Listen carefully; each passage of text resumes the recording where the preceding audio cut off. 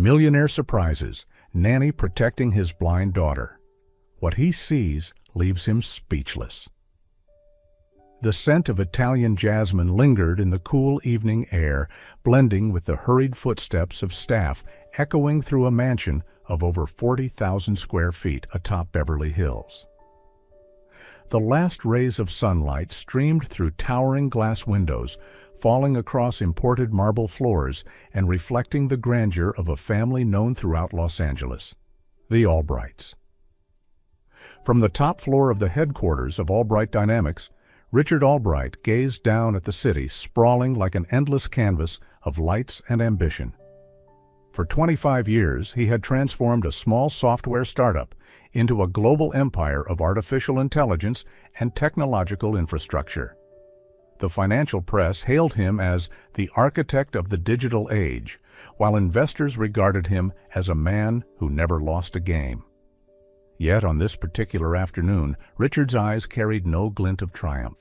Instead, they revealed an unease he could no longer hide. His Vertu phone buzzed with an urgent call. On the other end was Thomas, his chauffeur and loyal confidant for over 15 years. His voice trembled. "Sir Richard, Clara is having another severe episode, and Mrs. Vanessa, well, she seems unable to cope any longer." Richard tightened his grip on the steering wheel of his Bentley. His heart clenched again with a familiar pain. His only daughter, Clara, just 9 years old, had been born completely blind due to a rare condition. Since the tragic death of his wife, Emily, in a helicopter crash 4 years ago, Clara had suffered from uncontrollable anxiety attacks. Every doctor, every specialist had failed to help her.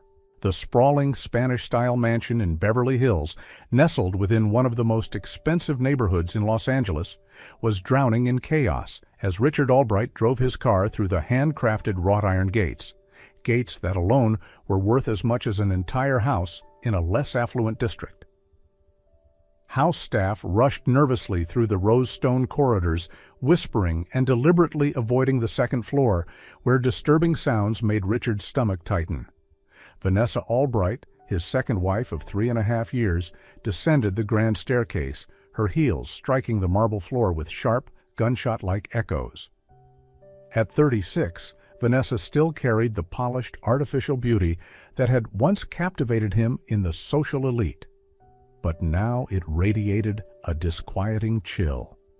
Her ivory Valentino gown, worth an entire year's salary for 4 of the household maids, clashed with the perfectly made-up face that nonetheless betrayed irritation.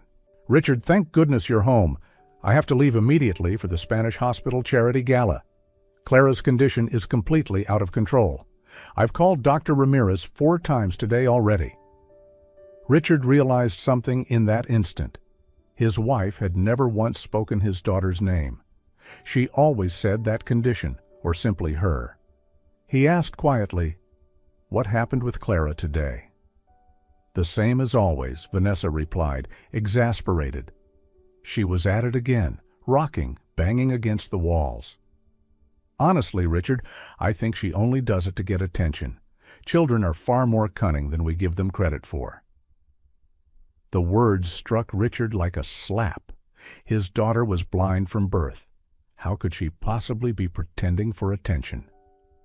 Before he could answer, a piercing scream from Clara Albright thundered through the grand hall, followed by the heavy crash of something striking the wall. Richard dropped his leather briefcase and bolted up the staircase, ignoring Vanessa's call after him. "Wait, sometimes it's better to let her calm herself down." Halfway up, he froze. The screams had stopped, replaced by the gentle, melodic voice of a woman singing a lullaby in Catalan. The tune overflowed with tenderness, stirring something deep in Richard's chest. Strangely, the mansion fell utterly silent. Clara was no longer crying or thrashing. "Who is singing?" Richard demanded. Vanessa sniffed dismissively. "The new maid, hired last week. Well, at least she seems to know how to quiet Clara down." He hurried toward Clara's room. The door stood slightly ajar. Through the narrow gap, Richard witnessed a sight that made his chest tighten. Clara, her face streaked with tears, sat on the wooden floor, leaning against the wall. In front of her, a woman in a simple uniform knelt low, keeping just enough distance, singing with her whole heart. Her hands moved gently, as if cradling an invisible, fragile spirit. "Do you feel better now, Clara?" the woman asked softly. Clara hesitated, her voice hoarse. "I feel better. Who are you?" "My name is Isabella. You can call me that, if you'd like." Richard stood frozen at the threshold. His daughter, who usually recoiled from strangers, was not only responding but lifting her head toward the voice as though she had found a safe harbor. Isabella smiled tenderly. "You know, I studied many languages when I was young. Italian, Spanish, French, even English. Each language has its own lullaby." "Sing another one," Clara whispered, her small hand unconsciously reaching forward. Richard felt his throat tighten. How long had it been since Clara reached out to anyone? Richard gently pushed the door wider. The hinges creaked softly, yet Clara did not flinch as she usually did. Instead, she tilted her head, as if listening intently to Isabella's every breath. The woman sat upright, her dark eyes carrying depths of experience, her calm face shadowed by an unnamed sorrow. "Thank you," Richard whispered, his voice breaking. "I don't know how, but Clara has stopped crying." Isabella bowed her head slightly, her demeanor humble. "Sir, I have no magic. I only know how to listen." Richard stepped into the room, taking a seat near the window, his gaze locked on his daughter. Clara still held her hand out into the empty air, clinging to the fragile thread that tied her to the world. "Where did you learn those songs?" Richard asked. "In Barcelona," Isabella replied. "I taught languages for many years. My students came from everywhere: Spain, France, Italy, even Mexico. I always believed that music and language are two doors that open straight into a child's heart." Richard blinked in surprise. "So you were a teacher?" Isabella nodded softly. 17 years in Europe, then 6 years in Mexico. But that career, it ended when I lost my only daughter." The air in the room grew heavier. Clara sat quietly, her sharp ears sensing the shift in Isabella's tone. She whispered, "You had a daughter?" Isabella smiled, but the curve of her lips carried immeasurable grief. "Yes, her name was Lucia. She was special, just like you. Lucia was born with cerebral palsy and autism. Doctors said she would never read, never write, never care for herself. But Lucia taught me that miracles happen when we refuse to believe in limits." Clara tilted her head, her lips trembling. "Is she still with you?" A long silence followed. Then Isabella answered softly, "Lucia left me. She passed away when she was 14. But before she went, she left me a treasure: patience, courage, and the belief that every child is its own universe, worthy of love." Richard felt his eyes sting. He knew that kind of loss all too well. Since the day Emily was taken from him in the accident, he had never found true comfort. And now, before him stood a woman who had endured the same kind of pain. Yet instead of collapsing, she had turned her grief into light for others. Clara turned toward the warm voice. "Do you think I'm as special like your daughter was?" Isabella placed her hand on her chest, her voice firm yet gentle. "Clara, you're not only special, you are a gift. The world may not see it yet, but one day everyone will know you carry something that few others ever could." In that moment, Richard felt something stir inside him, something he had long forgotten: hope. "Isabella," Clara suddenly said, "will you stay here with me until Dad finishes his work?" "If your father agrees," Isabella glanced at Richard. "Of course," Richard replied immediately. "In fact, I'd like to talk with you more about Clara. About many things." "It would be my honor, sir," Isabella answered softly. Back in his office, Richard couldn't concentrate on the reports in front of him. His mind kept drifting upstairs to the scene he had just witnessed.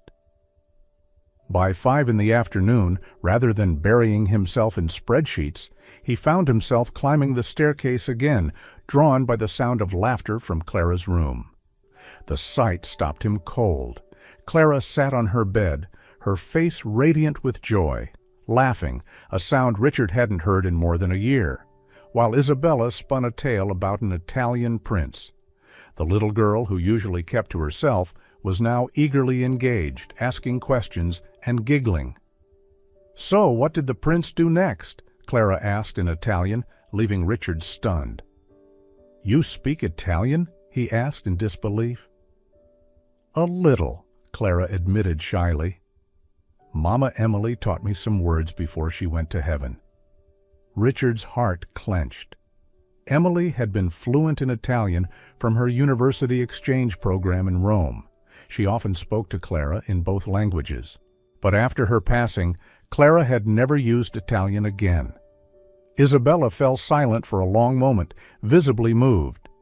"Your mother must have been an extraordinary woman to teach you such beautiful things." "She was," Clara said sadly. "She sang to me the way you sing. Vanessa doesn't." "Vanessa cares for you in a different way." Isabella tried to soften her words. "Vanessa doesn't love me. She thinks I'm a burden." The simple statement hit Richard like a punch to the stomach. He knew he needed to have a serious conversation with his wife. But first, he wanted to understand Isabella better, why her presence alone had brought such profound change to his daughter. That night, for the first time in weeks, Clara fell asleep without needing sedatives. Passing by the library, Richard found Isabella quietly arranging books on the shelves. "Isabella, I have a proposal," he began. "Yes?" She looked up. "I'd like to hire you as Clara's private tutor. The pay will be far higher than your current position. You would have complete freedom to design educational and recreational activities suited to her needs." Isabella fell silent, her face torn with visible emotion. "Sir, your offer is very generous, but would Vanessa agree?" "Vanessa will have to accept what is best for Clara," Richard answered with more firmness than he had intended. "I'll think about it overnight," Isabella nodded slowly. "Very well, but why the hesitation?" he pressed gently. For the first time, Isabella looked him directly in the eyes. "Because taking care of Clara means becoming attached to her, and after losing Lucia, I fear my heart might not survive another break." Her honesty struck Richard deeply. He understood that fear all too well, the fear of loving again after devastation. "Here, Clara will always be safe and loved," he said, his voice steady. "Anyone who brings happiness to her will always be welcome." Isabella's lips curved into the faintest of smiles. "In that case, I accept, sir." In the days that followed, the atmosphere within the Albright mansion began to change. A place once accustomed only to distant footsteps and heavy silence now resonated with new sounds. Soft laughter, the faint hum of piano keys, and small conversations that carried deep meaning. Isabella never tried to act as a doctor or therapist. She simply stayed by Clara's side with the patience of someone who had already endured darkness herself. In the mornings, as the first light streamed through the tall windows, she prepared breakfast with fruit cut into shapes of flowers and butterflies.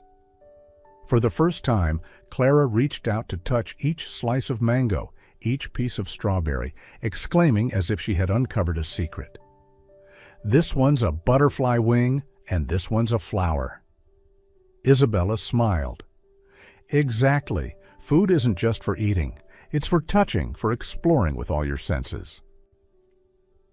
From a distance, Richard watched his daughter not just eat, but discover, as if life itself were slowly opening new doors for her.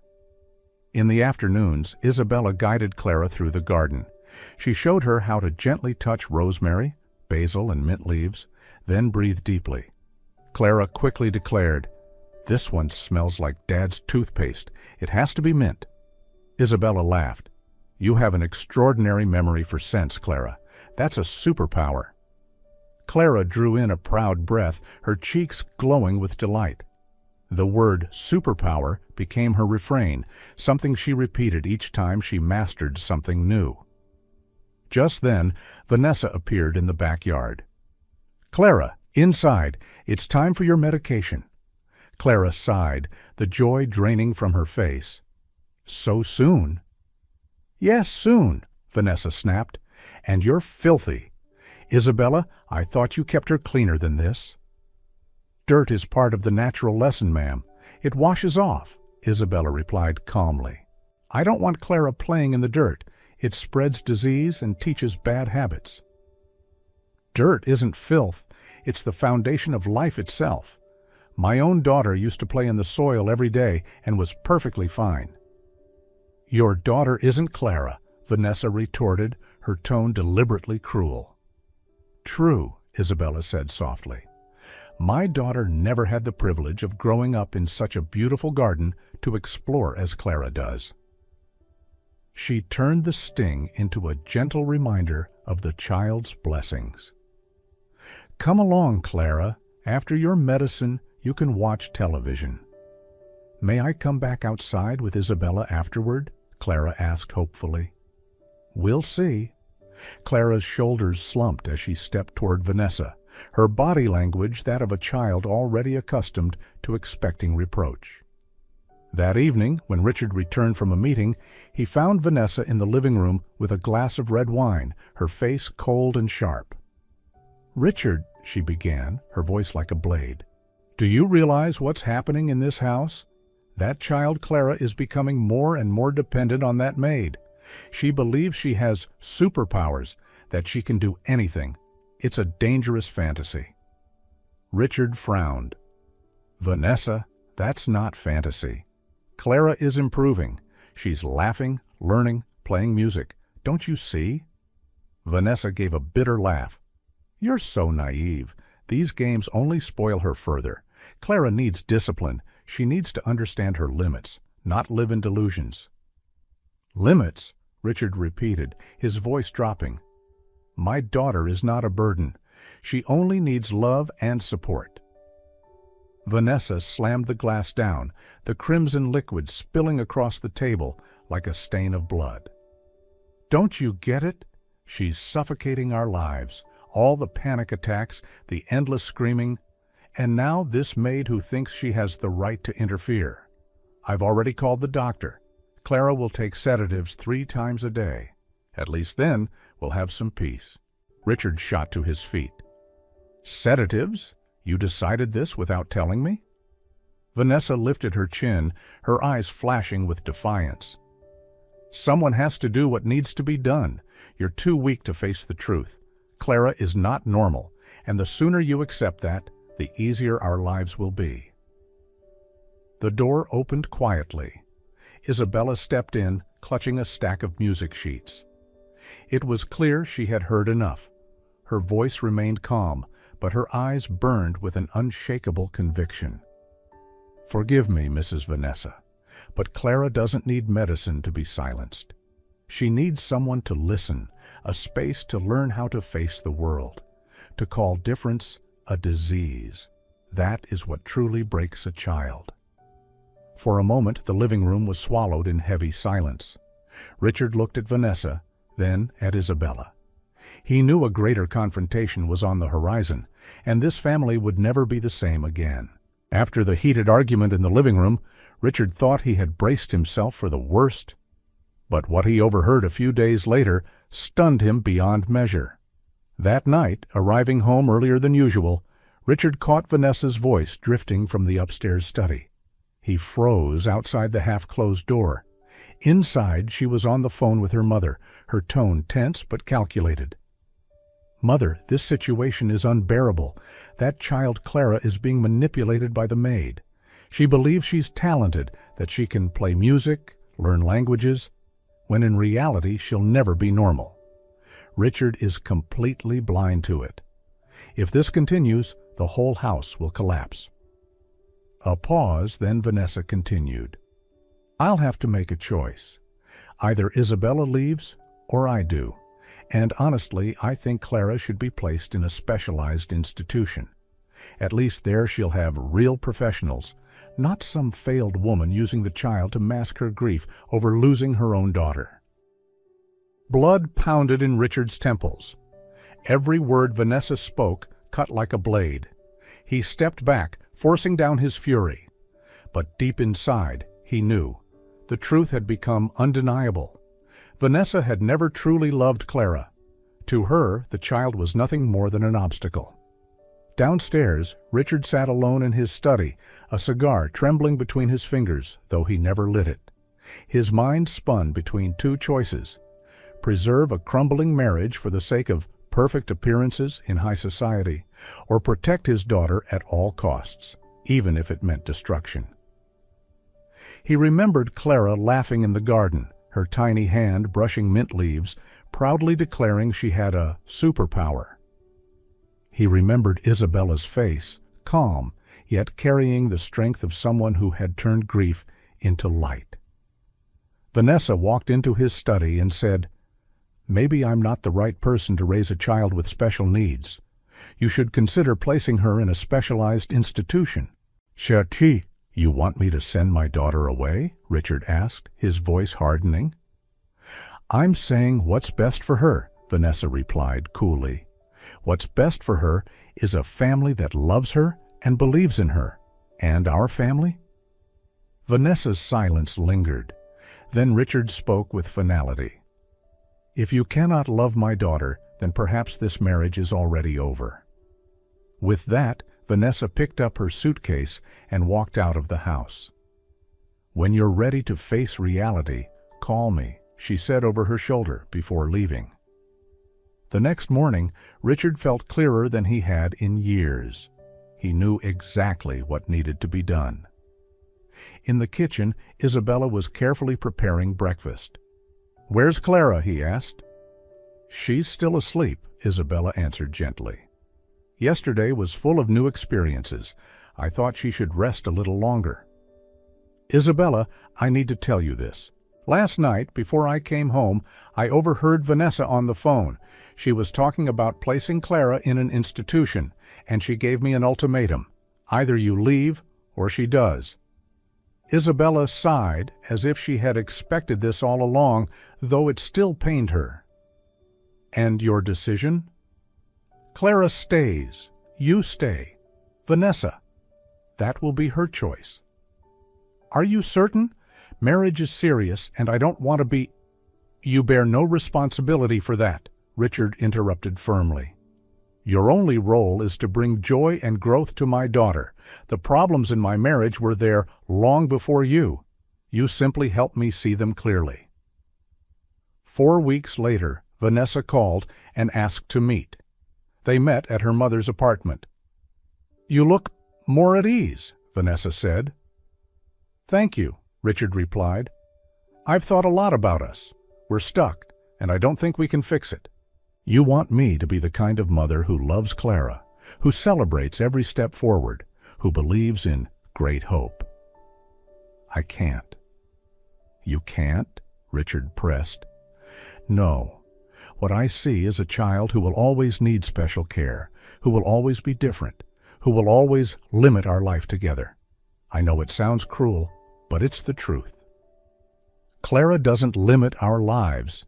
She expands them in ways you don't see," Richard said firmly. "That's the difference between us," Vanessa answered. "You see expansion where I see limits. You see potential where I see problems. I can't change how I see it." "So what do you propose?" "We separate, peacefully, no lawsuits. You stay with Clara and your miracles. I'll start over, maybe with a normal family." "I agree," Richard said after a long pause. "We both deserve happiness, and clearly we cannot find it together." They settled the division of assets. Vanessa would keep the downtown apartment and a sum of money sufficient to start anew. The main house would remain with Richard and Clara, the place where his daughter felt safe. By 6 months, the divorce papers were finalized. Summer passed, and the Albright mansion seemed reborn. Clara grew ever brighter, more confident. The sound of piano filled each afternoon, mingled with laughter from the garden, transforming what had once been a somber home into one alive with new energy. Richard found himself looking for reasons to come home earlier just to witness small moments. Isabella teaching Clara to tie her shoes, or the two of them reading Braille together under the warm glow of a lamp. These simple scenes touched the deepest corners of his heart. One evening, after Clara had fallen asleep, Richard found Isabella in the library, arranging stacks of sheet music. He stepped inside, hesitated, then said, "Isabella, you've transformed Clara's life, this home, and mine," Richard said softly. "Isabella, I've fallen in love with you. I love the way you care for Clara, the wisdom you've brought into our family, and the incredible woman you are. You don't need to answer me now. I just wanted you to know." Isabella fell silent, her eyes glistening. "I have feelings for you too, but I need to be sure this isn't just gratitude, loneliness, or convenience." "Then let time answer," Richard smiled gently. "We'll let everything grow naturally, without pressure. Clara will always be the priority.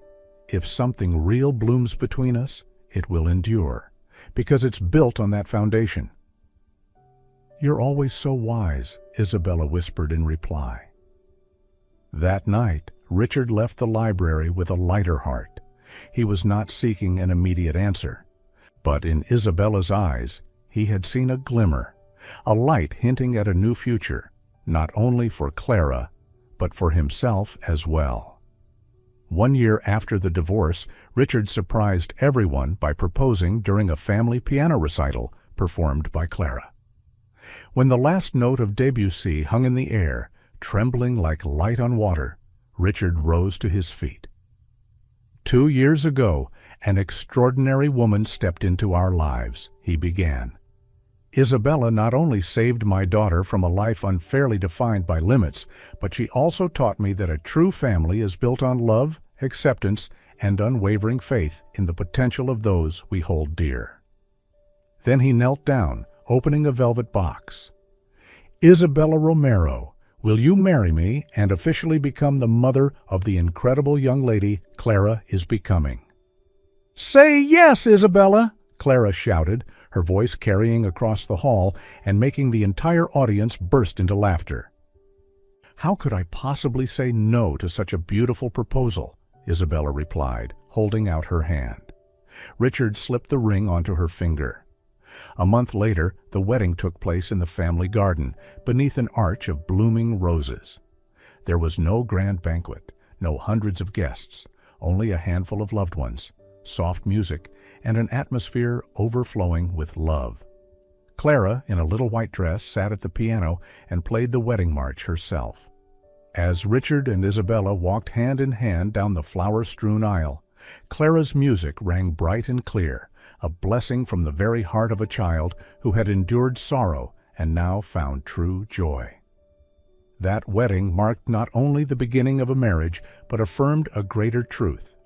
Family is not forged by blood, but by those who choose to love, protect, and walk together through every trial. In Richard's embrace, under Clara's radiant smile, Isabella knew she had finally found a home, not just to live, but to love, to be loved, and to truly call family.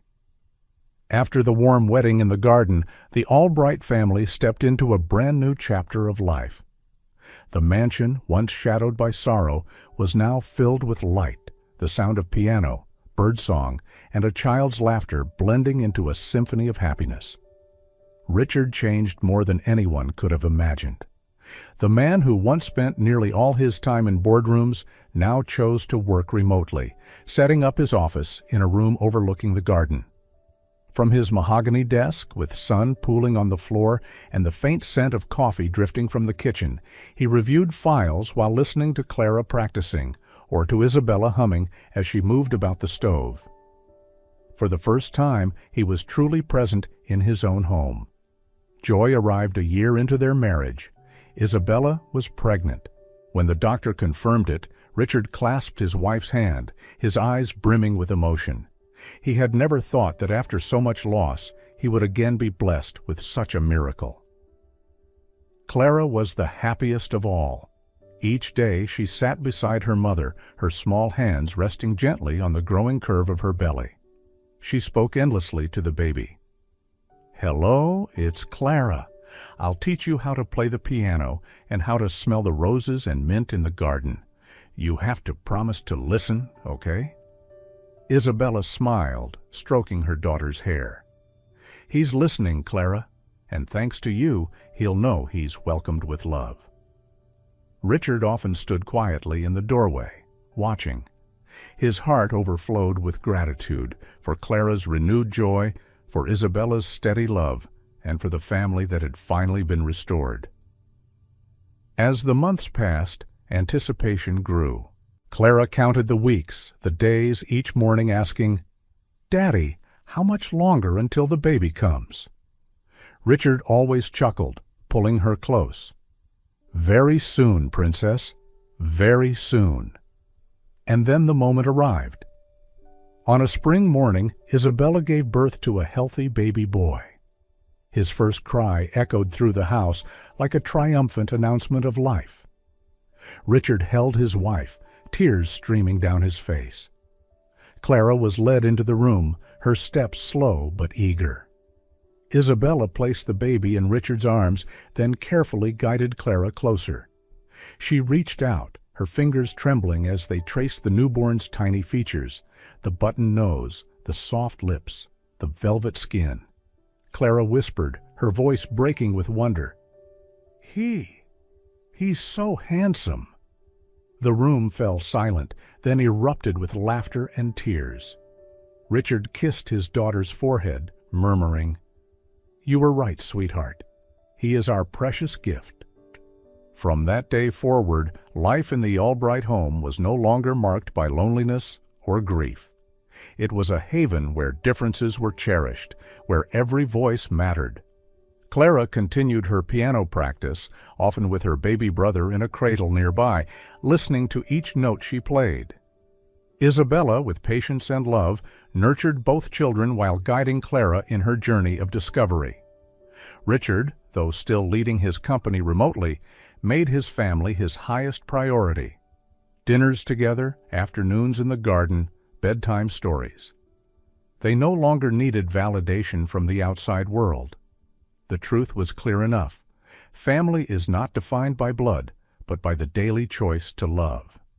And in that home, filled with the sound of piano, laughter, and a newborn's babble, their story stood as living proof that true love can heal the deepest wounds, banish the darkest shadows, and ignite a legacy that will endure forever. In the end, the story of the Albright family is not about wealth, power, or even survival. It is about the quiet miracles born from love. Richard discovered that true strength is not measured in boardrooms, but in bedtime stories, in gentle patience, and in the courage to protect his daughter at all costs. Isabella proved that pain can be transformed into light, guiding not only Clara, but an entire home into hope. And Clara herself, through her laughter, music, and her superpower, reminded everyone that limits exist only when we choose to believe in them. Their journey reveals a simple yet eternal truth. Family is not defined by blood, perfection, or appearances. Family is the daily choice to love, the decision to stay, the faith to believe in one another. If this story touched your heart, share your thoughts in the comments, hit like, and subscribe to the channel for more inspiring stories. Love truly has the power to change the world. A lonely millionaire heard noises in his mansion. When he checked the garage, he found 5 identical 1-year-old baby girls, abandoned and crying. Just before the story starts, wherever you are on your journey, consider this your sign to keep going. The March rain pounded against the windows of Alexander Reed's Pacific Heights mansion, creating a symphony of water against glass that usually brought him comfort.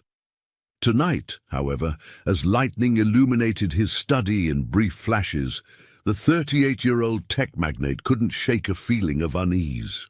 3 years had passed since Catherine's death, yet her absence still echoed through the 15,000 square feet of polished marble and designer furniture that had never quite felt like home without her.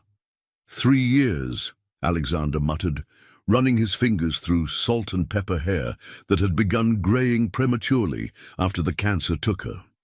At 38, he had accomplished what most couldn't in several lifetimes, revolutionizing quantum computing, building Reed Technologies into a global powerhouse worth billions, and amassing personal wealth that placed him firmly among America's 50 richest individuals. Yet here he sat, alone on a stormy Tuesday night in March 2023, reviewing acquisition proposals with only an expensive scotch for company. The grandfather clock in the hall chimed midnight as Alexander stretched his tired shoulders. That's when he heard it, a sound so incongruous with his meticulously controlled environment that at first he thought he'd imagined it. A cry, then another. It seemed to be coming from the direction of his 6-car garage. Probably just the wind, he reasoned. But when the sound came again, distinctly human and unmistakably infantile, he set down his crystal tumbler with a frown.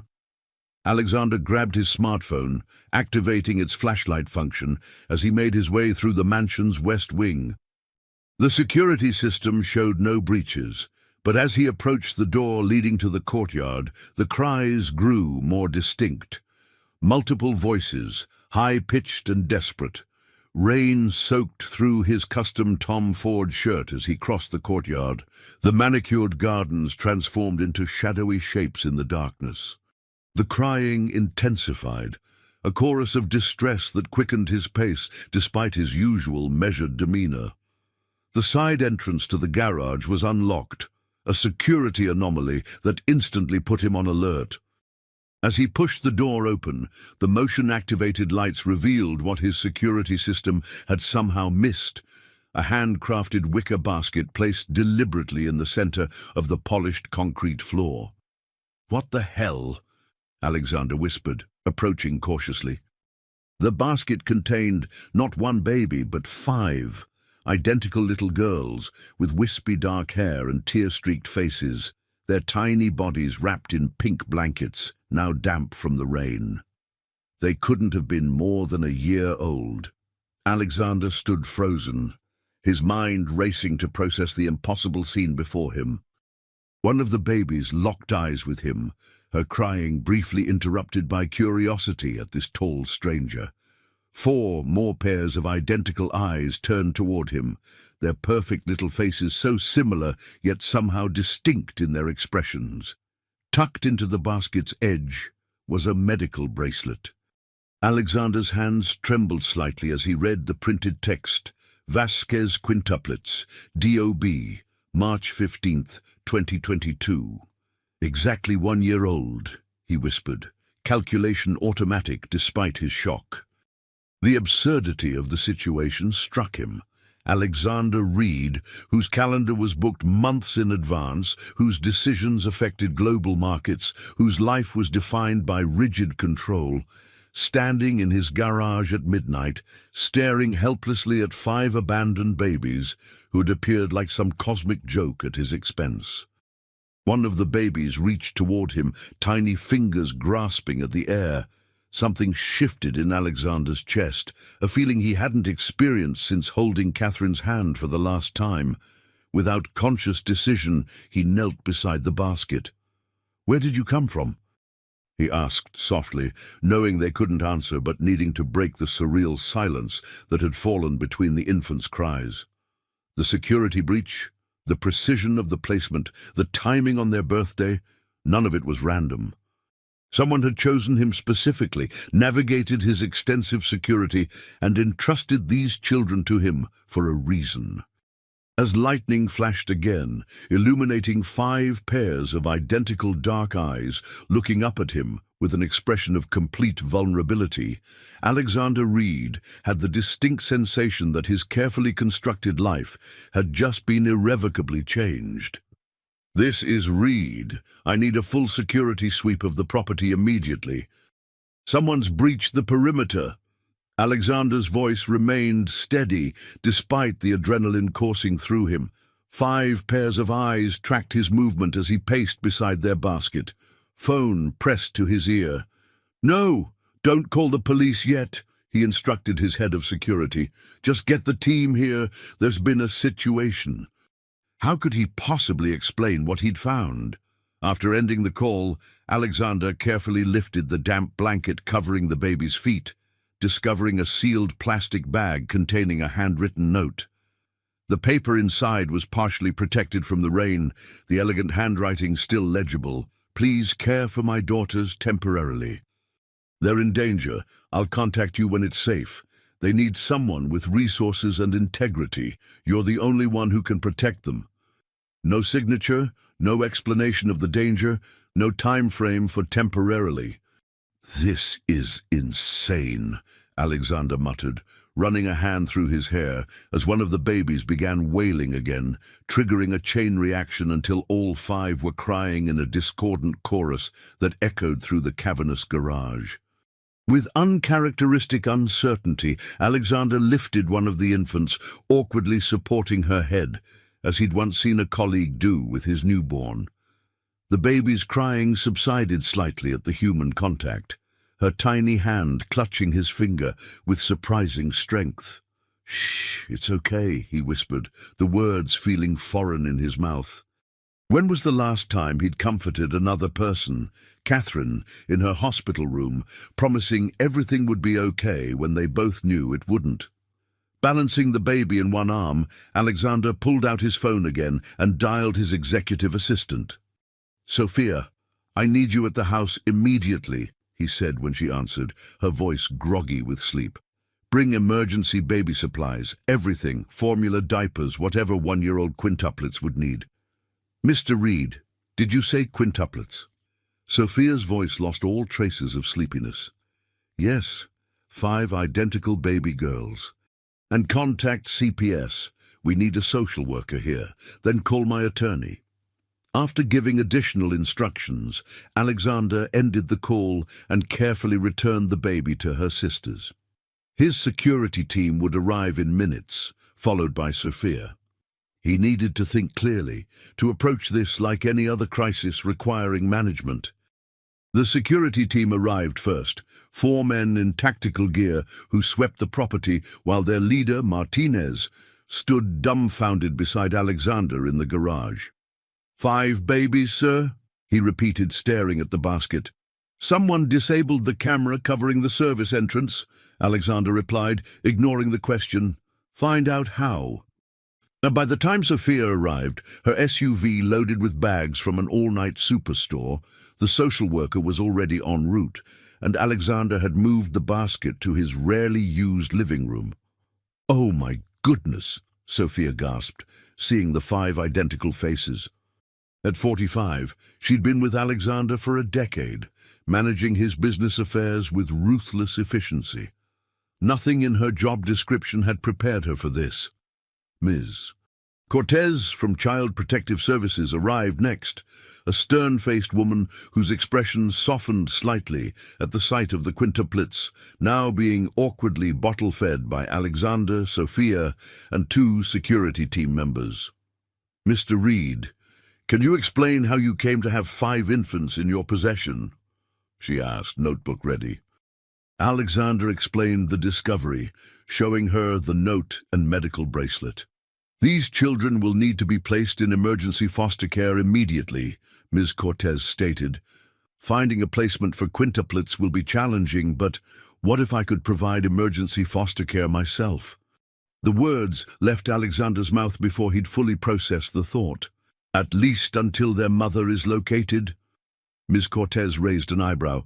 "Mr. Reed, with all due respect, you have no childcare experience, and quintuplets require extensive—" I have unlimited resources, Alexander interrupted. I can hire qualified nannies immediately. My home has ample space. While you're searching for a suitable placement that can accommodate all 5 together, they could remain in a stable environment. Something in his tone must have conveyed more than his words, because Ms. Cortez studied him thoughtfully before responding.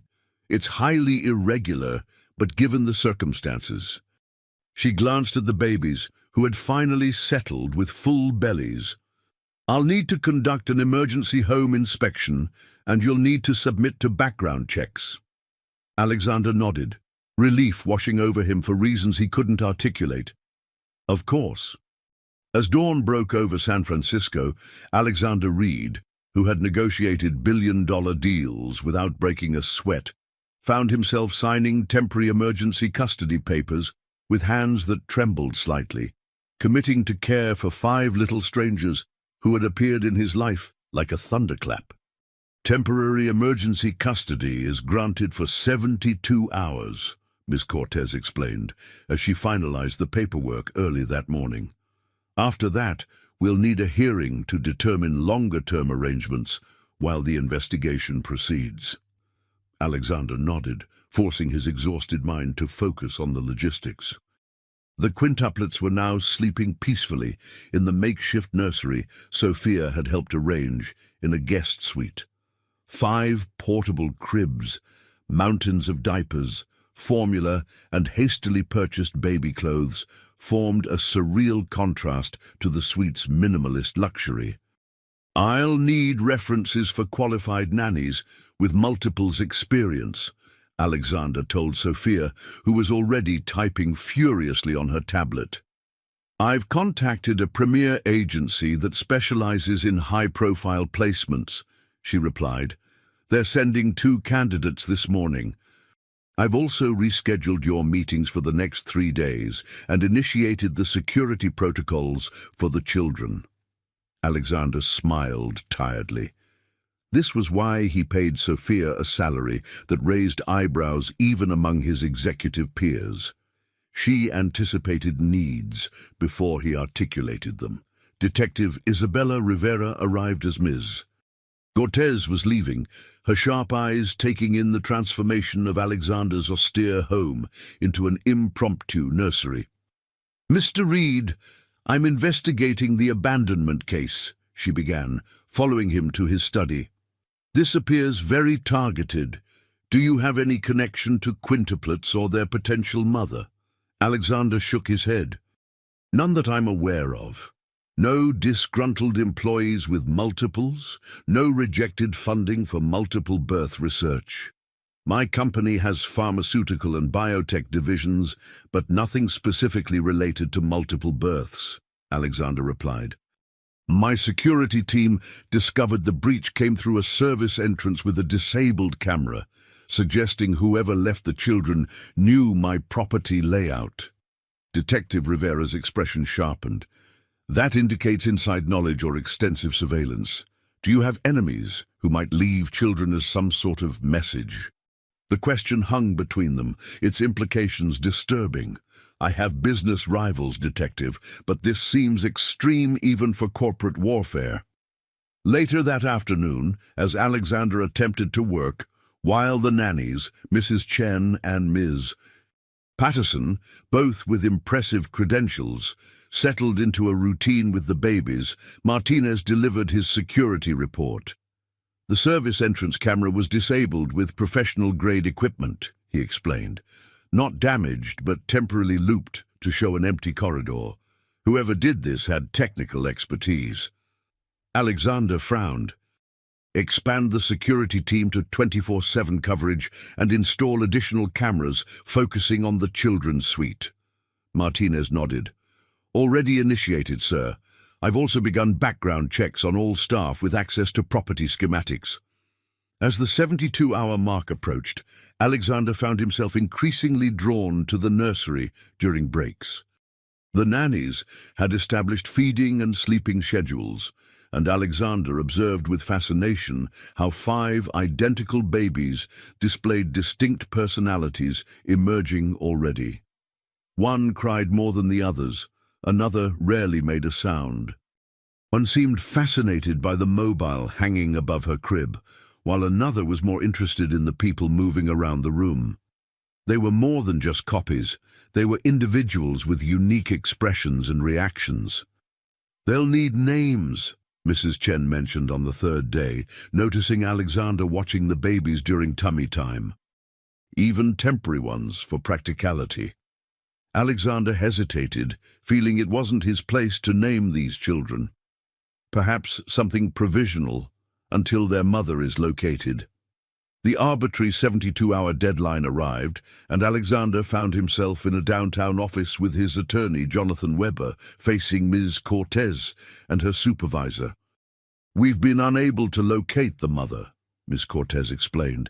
"The investigation is ongoing, but finding placement for quintuplets together is proving challenging. I'd like to petition for extended emergency guardianship," Alexander stated, surprising even himself with the conviction in his voice.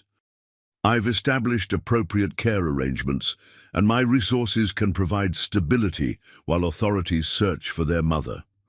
Jonathan slid a comprehensive care plan across the table, outlining the qualified staff, security measures, and developmental support Alexander was prepared to provide. "This is highly unusual, Mr. Reed," Ms. Cortez's supervisor noted, reviewing the document. "These specific children were left in my care for a reason," Alexander replied, thinking of the note claiming they were in danger. "Something tells me this isn't a simple abandonment case. They need protection I'm uniquely positioned to provide." After lengthy discussion and calls to higher authorities, extended emergency guardianship was provisionally granted for 2 weeks, with strict oversight and daily check-ins from CPS. As Alexander drove home, he reflected on the inexplicable protective instinct these 5 little strangers had awakened in him. The emptiness that had been his constant companion since Catherine's death had been temporarily displaced by a new purpose, one he never could have anticipated when he heard those cries in his garage just 3 days earlier. 2 weeks into his temporary guardianship, Alexander sat cross-legged on the nursery floor, attempting to maintain professional composure during a video conference, while a particularly adventurous quintuplet pulled herself up using his shoulder for balance. "As you can see from the quarterly projections," he continued, gently steadying the baby with one hand while gesturing to the screen with the other. His executive team had adjusted surprisingly well to their CEO's new circumstances, though Alexander caught occasional bemused glances when a baby's gurgle interrupted financial discussions. Mrs. Chen approached silently, scooping up the Explorer with practiced ease, but not before the baby's tiny hand knocked Alexander's tablet sideways, giving the board members an unexpected ceiling view. "My apologies," Alexander said smoothly, readjusting the tablet. "Now regarding the European expansion." After the call ended, Alexander checked his watch, nearly time for Detective Rivera's scheduled update. The past 14 days had established a new rhythm to his previously structured life. Board meetings scheduled around nap times, business calls accompanied by the background symphony of baby sounds, and his cold mansion gradually filling with evidence of infant occupation, bottles sterilizing in his seldom-used kitchen, colorful toys scattered across Italian marble floors. The 5 girls, temporarily named after jewels at Mrs. Chen's suggestion, Ruby, Pearl, Amber, Jade, and Opal, were developing distinct personalities despite their identical appearance. Ruby was the vocal leader, Pearl the observer, Amber the climber, Jade the peacemaker, and Opal the contemplative one who seemed to study everything with unusual intensity. "Telling them apart gets easier," Mrs. Chen assured Alexander when he confessed to occasional confusion. "Watch their expressions, not just their features." Detective Rivera arrived promptly at 3. Her no-nonsense demeanor softened slightly by a stuffed elephant she discreetly placed on the side table. My niece suggested they might like this, she explained, seeing Alexander's raised eyebrow. I've brought updates on our investigation. Alexander led her to his study, where Martinez joined them for the security briefing. We've identified a pattern of baby formula purchases at specific stores, Rivera explained, displaying a map with highlighted locations. Premium brand, specialized for multiple infants. Purchased regularly until abruptly stopping 3 days before the quintuplets appeared in your garage. Have you identified the purchaser? Alexander asked. Paid in cash, but we have partial camera footage showing a woman in her late 20s, dark hair, approximately 5'6", wearing medical scrubs and sunglasses. She varied her appearance, but maintained similar shopping patterns. Medical scrubs could suggest hospital or laboratory employment, Martinez noted.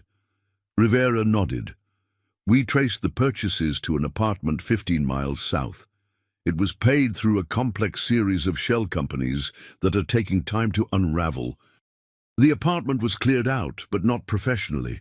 We found trace evidence suggesting recent infant occupation and...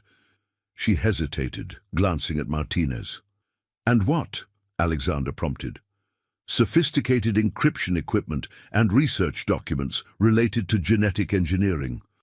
Nothing identifying the mother, but suggesting she has advanced scientific knowledge and significant resources. Alexander frowned, connecting mental dots. My company has several biotech subsidiaries researching genetic therapies. Could there be a connection? We're exploring all possibilities, Rivera replied diplomatically. The level of planning suggests this wasn't a desperate act, but a calculated decision to place the children specifically with you. After Rivera left, Alexander returned to the nursery, watching as Miss Patterson read a picture book to the 5 attentive babies. Their identical dark eyes followed the colorful illustrations, tiny hands occasionally reaching toward the pages. They're quite advanced for 12-month-olds, Miss Patterson observed when she noticed Alexander watching. Their focus and engagement are impressive. That evening, as Alexander reviewed security footage on his tablet, Martinez entered with a concerned expression. Sir, we've identified surveillance vehicles monitoring the property perimeter. Alexander looked up sharply. Government? Unlikely. Professional but non-standard equipment. They're maintaining legal distance, but are clearly focused on the mansion. They arrived 3 days ago. The note's warning echoed in Alexander's mind. They're in danger. His instinctive request for extended guardianship suddenly seemed prescient rather than impulsive. Double the security team.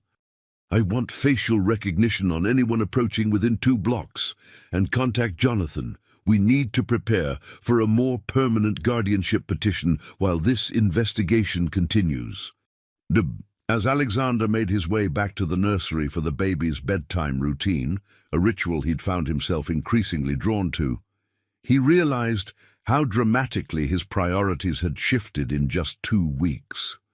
The corporate acquisitions that had dominated his thoughts now seemed secondary to ensuring 5 little girls remained safe in his care. The quintuplets were already in their cribs, Miss Patterson softly singing a lullaby. Opal, always the last to sleep, watched Alexander with those unusually intense eyes as he entered. When he approached her crib, she reached up with tiny fingers, grasping his larger one with surprising determination. "Good night, little one," he whispered, surprising himself with the tenderness in his voice. As Opal's eyes finally fluttered closed, Alexander realized something both terrifying and exhilarating. These children, initially an incomprehensible disruption, had somehow become the most important responsibility in his carefully controlled world. 1 month after finding the babies, Alexander sat in Jonathan Weber's office, reviewing the extended guardianship petition. The temporary arrangement was approaching its end, requiring more formal proceedings. "The court will want to know your long-term intentions," Jonathan explained, adjusting his wire-rimmed glasses. At 62, He'd been Alexander's attorney since Reed Technologies' founding, but the quintuplets case presented unprecedented legal territory.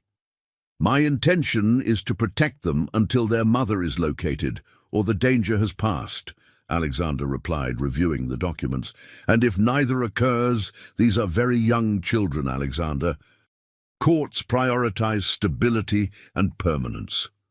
The question hung between them, one Alexander had been avoiding in his own thoughts. 1 month ago, he'd been a solitary figure focused exclusively on his business empire. Now his days revolved around 5 little people who depended on him completely. "Let's secure the extended guardianship first," Alexander deflected. "We have compelling evidence of potential danger.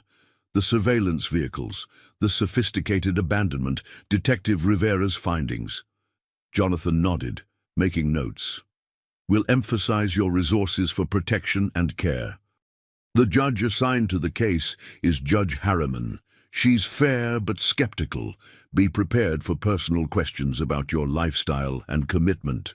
After the meeting, Alexander returned home to find Dr. Khatri waiting in his study.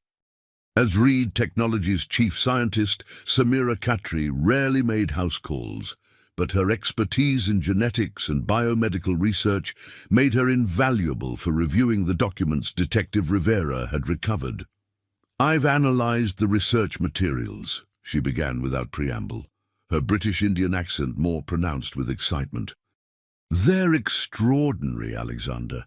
The formulas suggest experiments involving accelerated neural development, essentially attempting to enhance cognitive function during early development." "In infants?" Alexander asked, disturbed. "Precisely. The approach is theoretically sound, but ethically problematic. It circumvents conventional research protocols and safety measures." She spread several diagrams across his desk. "What's most concerning is the methodology signature. It's distinctly similar to research proposed by Blackwood Pharmaceuticals 3 years ago." Alexander's expression darkened. "Ethan Blackwood's company. The proposals my board rejected as potentially unsafe and ethically questionable. The very same. Blackwood has been pursuing controversial genetic research despite regulatory concerns. These documents suggest they've moved beyond theoretical frameworks to practical application." Alexander's mind raced, connecting fragments of information. The quintuplets' unusual placement in his care, the scientific documents, Blackwood's rejected research proposals, the surveillance. Could Blackwood be conducting unauthorized human trials? He asked quietly. Dr. Khatri hesitated. "These documents alone aren't conclusive, but they suggest concerning possibilities. Have you observed anything unusual about the children's development?" "Nothing extraordinary," Alexander replied. "They're hitting normal milestones for their age. Some early walking attempts, simple words like up and more. They seem alert and engaged, but nothing that would suggest genetic enhancement." "That's actually reassuring," Dr. Khatri noted. "Failed genetic manipulation often presents more visibly than successful enhancements, which might manifest subtly over time."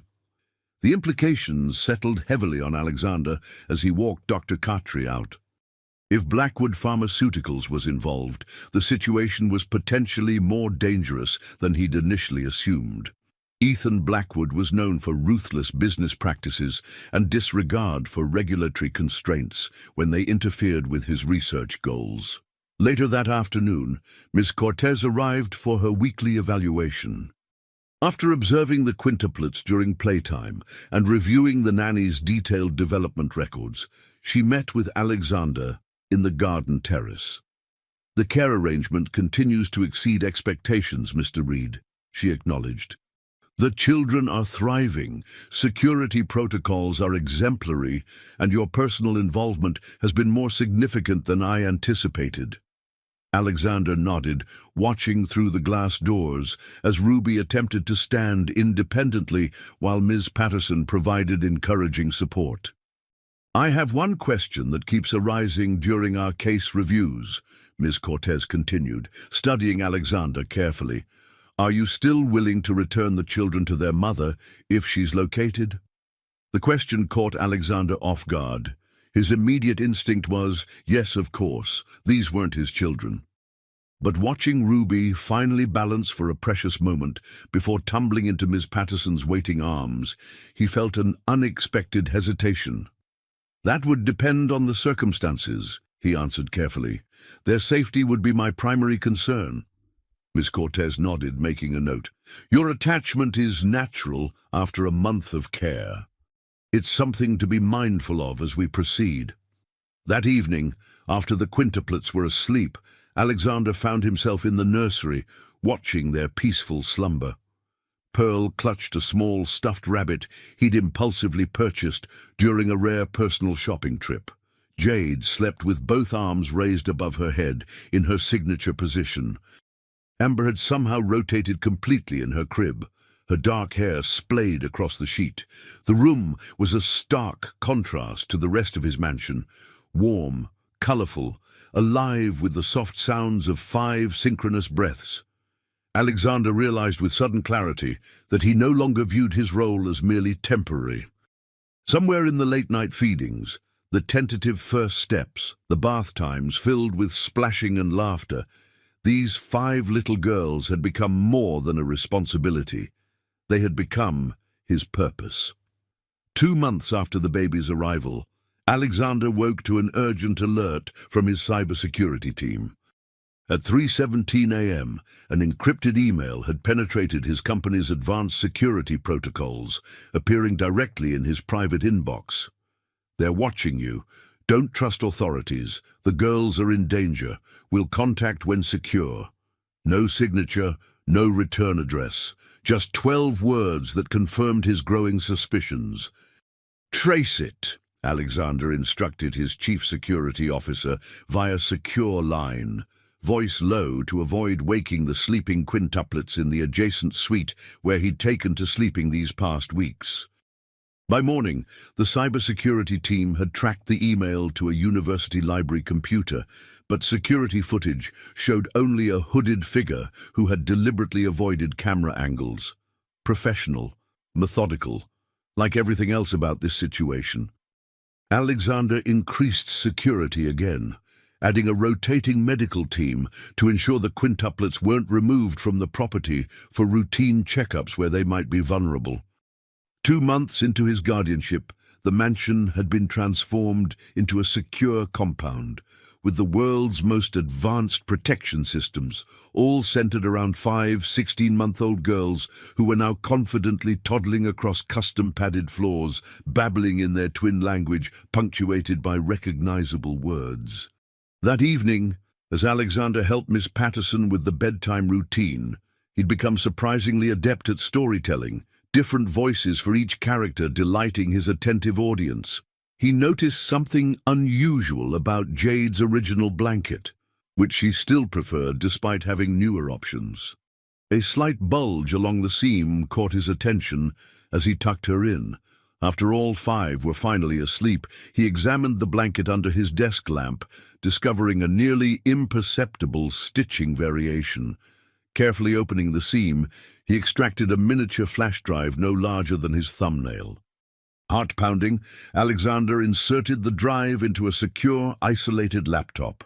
It contained 3 files: medical records for Elena Vasquez, a genetic analysis document, and a video file. The medical records revealed Elena Vasquez was 29, a graduate of MIT with dual doctorates in biomedical engineering and genetics. She had worked briefly for Reed Medical Solutions, a subsidiary Alexander had acquired 3 years earlier before disappearing 18 months ago. Her employee photo showed a striking woman with intelligent dark eyes and an intense expression. Eyes Alexander now recognized in 5 identical little faces. The genetic profiles were highly technical, but even Alexander's limited scientific knowledge recognized the quintuplets' DNA sequences were flagged with markers labeled BPND1 Enhancement Protocol, Blackwood Pharmaceuticals Neural Development. With growing apprehension, Alexander opened the video file. Elena Vasquez appeared on screen, her face thinner than the employee photo, dark circles under those familiar eyes suggesting extreme stress. "Mr. Reed," she began, voice low but steady. "If you're watching this, you've been caring for my daughters for some time. I apologize for placing this burden on you without explanation, but I had no choice." She explained that after leaving Reed Medical Solutions, she had infiltrated Blackwood Pharmaceuticals to investigate unethical research practices she'd discovered evidence of during acquisition data transfers. "I became an unwitting test subject," Elena continued, pushing dark hair behind her ear in a gesture Alexander had seen Pearl make countless times. "Routine employee medical screening was used to harvest my eggs without consent. When I discovered the unauthorized procedure and the experimental fertilization, I was already pregnant." Blackwood had been developing genetic modification protocols intended to enhance neural development, creating children with potentially extraordinary cognitive abilities. Elena had discovered her unexpected pregnancy and its connection to the unauthorized experiments, then fled, using her technical expertise to hide while carrying quintuplets, a pregnancy outcome even Blackwood hadn't anticipated. "I chose you because your company publicly opposed Blackwood's research directions," Elena explained. "Your reputation for ethical business practices made you the only person I could trust with my daughters while I gather evidence against Blackwood. Their board has authorized extreme measures to recover what they consider valuable research assets. The babies, they viewed the quintuplets as research assets." "I'm being hunted," Elena continued, her composure finally cracking slightly. "But I'm watching over my daughters from afar. When it's safe, when I have enough evidence to bring Blackwood down completely, I'll contact you. Until then, please protect them. They're developing normally. The enhancements were theoretical, mostly unsuccessful. They're just 5 little girls who need safety until I can reclaim them." The video ended with Elena staring intently into the camera. "Trust no one connected to Blackwood. They have government contacts and potentially compromised law enforcement. I'm sorry for bringing this danger to your door, but you were my only hope." Alexander sat motionless as the screen went dark, processing the implications. The quintuplets weren't random abandoned babies. They were the products of unauthorized genetic experimentation by a corporate rival, placed specifically in his care by their mother, who was gathering evidence while in hiding. It explained everything: the precision of their placement, the security breach expertise, the surveillance, the warning about authorities. Alexander moved to the window, looking out at the moonlit garden while his mind raced through contingencies. Tomorrow, he would need to expand security again, establish additional safeguards against potential Blackwood infiltration, and accelerate the permanent guardianship process to secure legal protection for the quintuplets. A soft whimper from the nursery monitor drew his attention. Opal, the contemplative one, often woke briefly around this time. Without hesitation, Alexander moved to the nursery, lifting her gently before she could fully wake and disturb her sisters. "Shh, little one," he whispered, cradling her against his chest as he moved to the rocking chair by the window. "You're safe." Opal settled immediately, her tiny hand clutching his shirt as her breathing returned to its peaceful rhythm. Looking down at her perfect face, so similar to the woman in the video, Alexander made a silent promise to both mother and daughters. He would protect these children with everything he had, his resources, his influence, his life if necessary. Whatever Blackwood had intended, whatever Elena was risking her life to expose, these 5 innocent girls would remain safe in his care until their mother could reclaim them. And if that day never came, Alexander realized with sudden clarity, he would raise them as his own, without hesitation. 3 months after finding the babies, Alexander stood in Judge Harriman's chambers alongside Jonathan Weber, presenting their case for extended legal guardianship. The quintuplets, now 15 months old, remained at the mansion under enhanced security while the proceedings continued. "Mr. Reed," Judge Harriman began, her grey hair pulled into a severe bun that matched her no-nonsense reputation, "this is certainly one of the more unusual cases to come before me. You're seeking to extend temporary guardianship indefinitely for 5 children with no biological connection to you, whose mother may or may not return." "That's correct, Your Honor," Alexander replied, maintaining the confident posture that had served him through countless high-stakes negotiations. "The circumstances surrounding their placement in my care and the ongoing investigation into potential threats make a stable arrangement essential for their safety and well-being." Judge Harriman reviewed the thick folder of documentation, which carefully omitted Elena's flash drive message, information Alexander had shared only with his closest security advisors, given her warnings about potential compromised officials.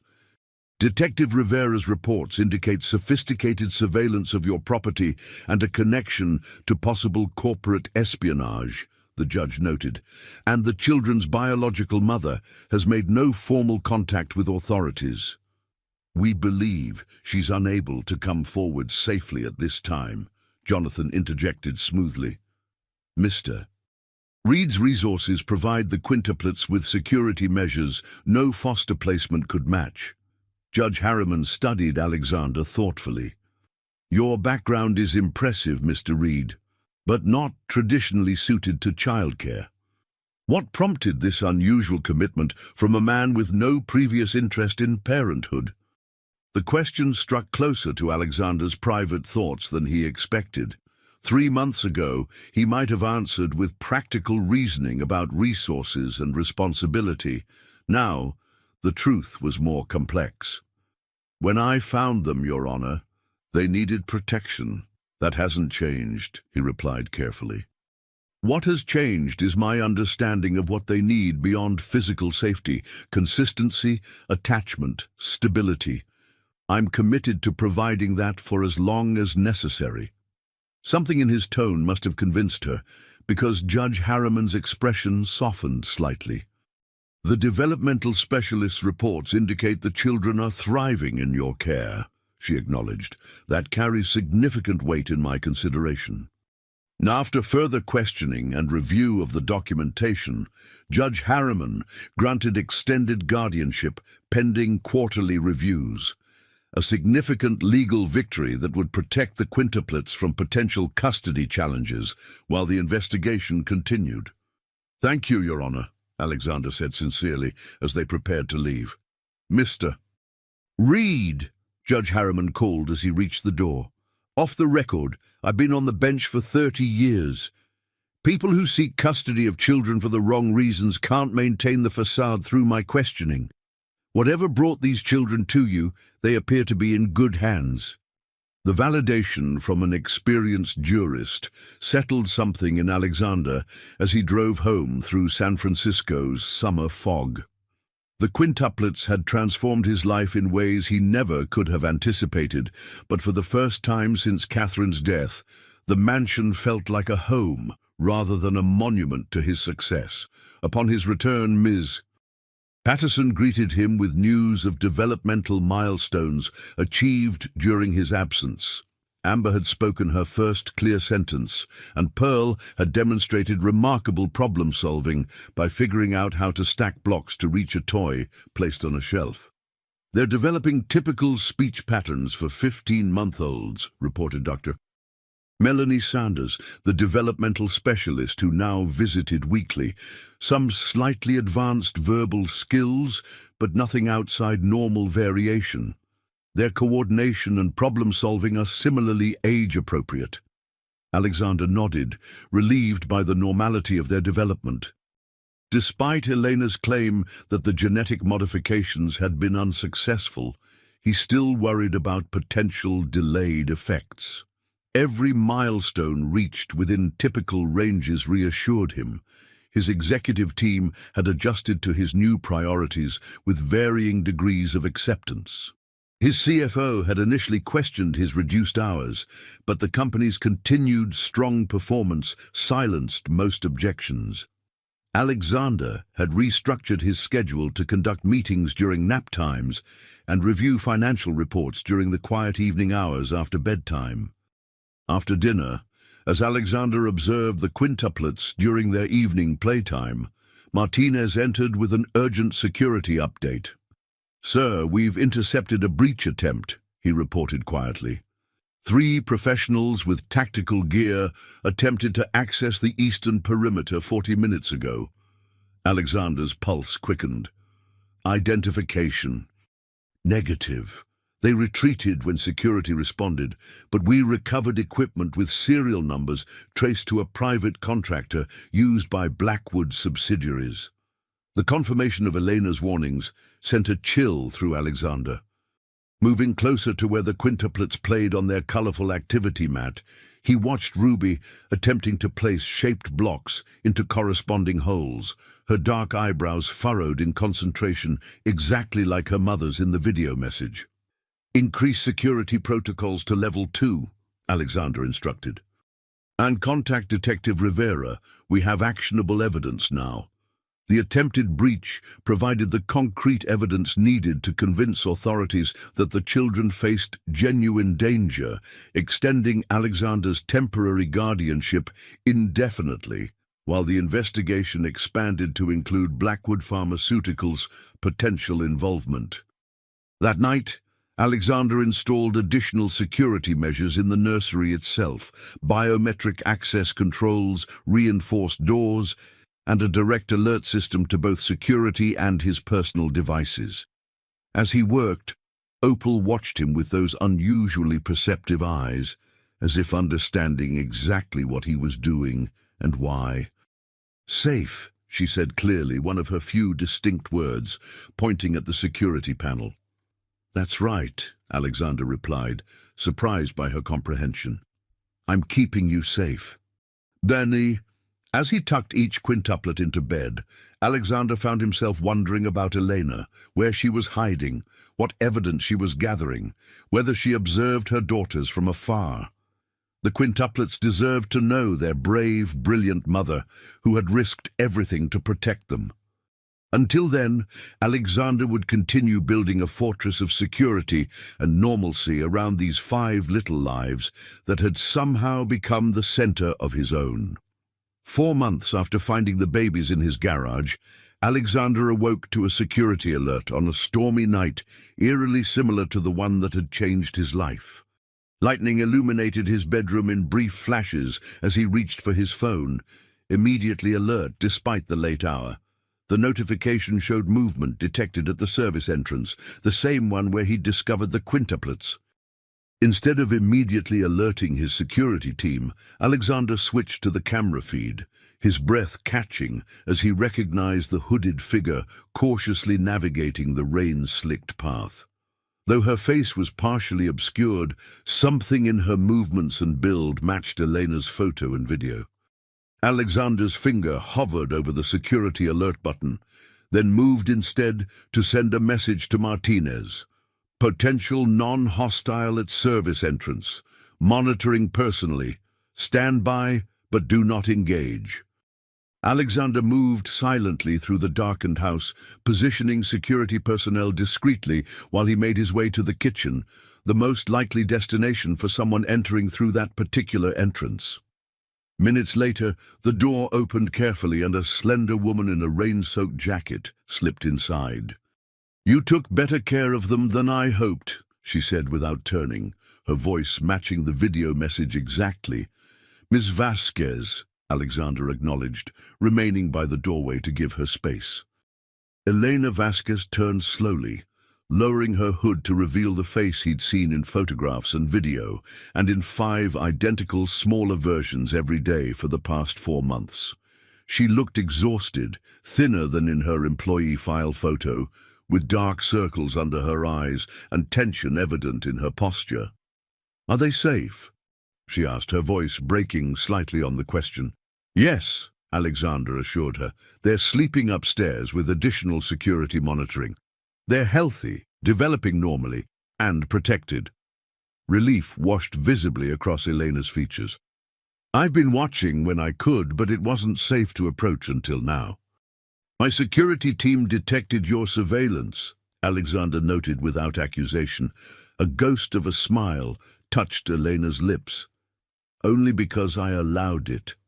I needed to confirm you were protecting them adequately. You could have approached me directly from the beginning, Alexander said, the question that had haunted him for months finally voiced. Elena's expression hardened. Blackwood had already attempted to abduct me twice. I couldn't risk leading them to my daughters before they were in secure placement. She stepped further into the kitchen, her movements betraying exhaustion. The quintuplets were never supposed to happen. Multiple embryos were fertilized to increase chances of success, but full quintuplet development was considered statistically improbable. Why me? Alexander asked, the question that had lingered since that first night. Your company rejected Blackwood's research proposals on ethical grounds 3 years ago, Elena explained. Your security resources were unparalleled, and your public reputation suggested someone who wouldn't simply turn 5 abandoned babies over to authorities Blackwood might influence. Alexander nodded, processing her calculated risk in choosing him. And now, why emerge after 4 months?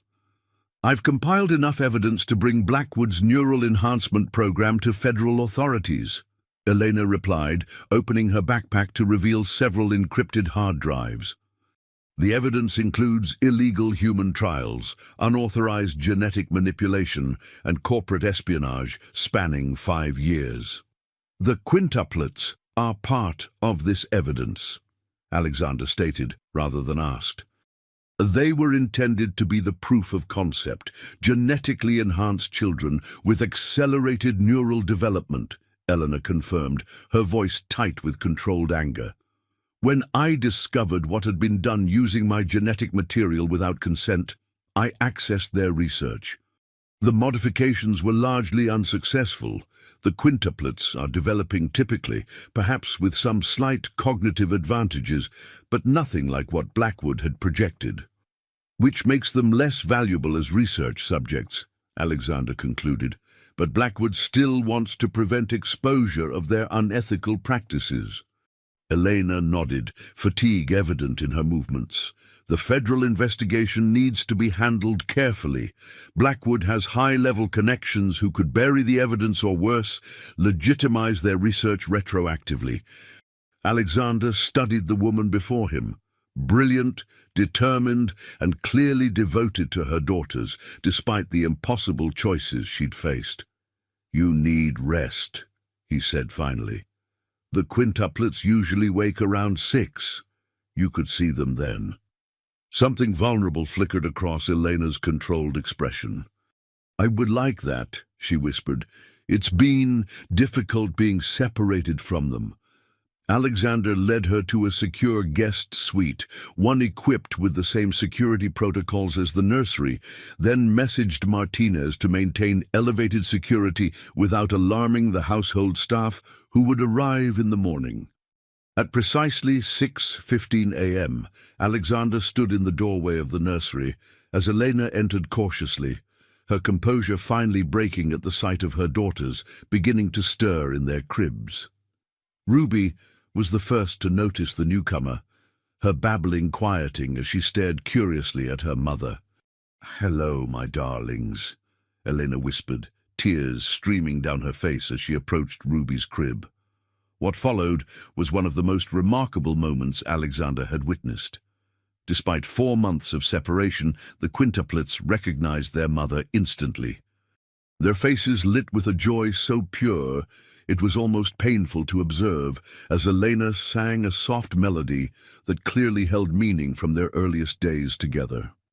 Even more striking was how differently they responded to her compared to their nannies or Alexander, reaching for her with complete certainty of their connection, babbling excitedly in what seemed like an attempt to tell her everything they'd experienced in her absence. Ms. Patterson arrived for the morning shift, Freezing in surprise at the unexpected visitor, Alexander quickly explained the situation in general terms, asking her to give the family privacy while maintaining her normal schedule preparation. Throughout that extraordinary day, Alexander observed the complex emotions Elena navigated: joy at reuniting with her daughters, guilt over their separation, and determination to complete the legal process she'd initiated. Together, they developed a structured plan to present her evidence to federal prosecutors while maintaining the quintuplets' protection. "They know you," Alexander noted that evening, after the babies were asleep. "Despite the separation, they recognized you immediately."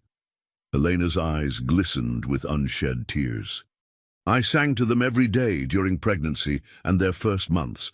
I hoped they might remember, but wasn't sure." Her voice trailed off as she struggled with emotion. "You did what was necessary to protect them," Alexander said quietly. "They're thriving, Eleanor. They're extraordinary children."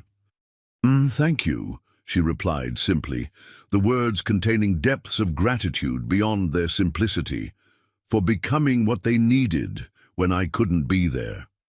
As lightning again illuminated the sky outside, echoing the night that had brought the quintuplets into his life, Alexander realized this was another turning point. The solitary existence he had accepted as his fate after Catherine's death had been irrevocably transformed, first by 5 tiny lives placed unexpectedly in his care, and now by the remarkable woman who had entrusted him with what she valued most in the world. 5 months after finding the babies, Alexander and Elena established a carefully structured arrangement approved by authorities. After Elena's dramatic return and presentation of evidence to federal prosecutors, a complex legal framework was developed to protect both her and the quintuplets during the ensuing investigation. Judge Harriman, impressed by the extensive documentation Elena provided regarding Blackwood's unethical practices, approved a modified guardianship arrangement. Elena was reunited with her daughters under supervised conditions while maintaining the protection of Alexander's security infrastructure. "This is highly unusual," Ms.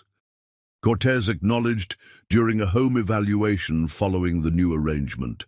"But given the extraordinary circumstances and the ongoing federal investigation, the stability and security provided here remain in the children's best interest." The quintuplets, now 17 months old, thrived under the combined care of their mother and Alexander. Elena moved into a secure guest house on the property, allowing her privacy while maintaining the protective perimeter established for the children. The nannies remained, providing continuity for the quintuplets and support for Elena as she readjusted to motherhood while assisting federal investigators. Alexander observed with fascination how the quintuplets responded to their mother's presence. Their language development accelerated almost immediately, as if Eleanor's return had unlocked something in their communication abilities. They now used simple 2-word combinations and demonstrated remarkable comprehension of complex instructions. "They're developmentally advanced in language and pattern recognition," noted Dr. Sanders during her weekly assessment, "but still within standard ranges for their age group, just on the higher end of the spectrum."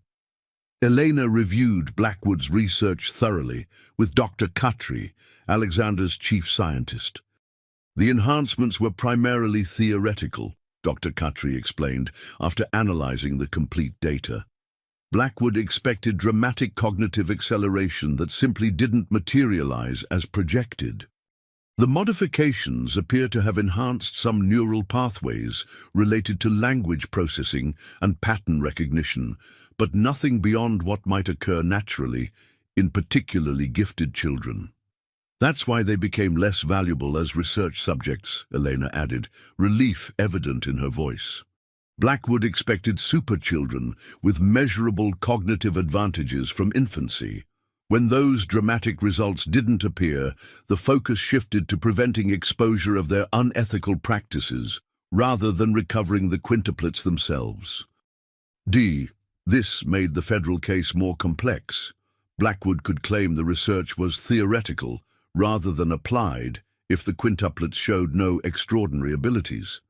The evidence Elena had gathered became even more crucial, particularly the documentation of unauthorized egg harvesting and embryo manipulation without consent.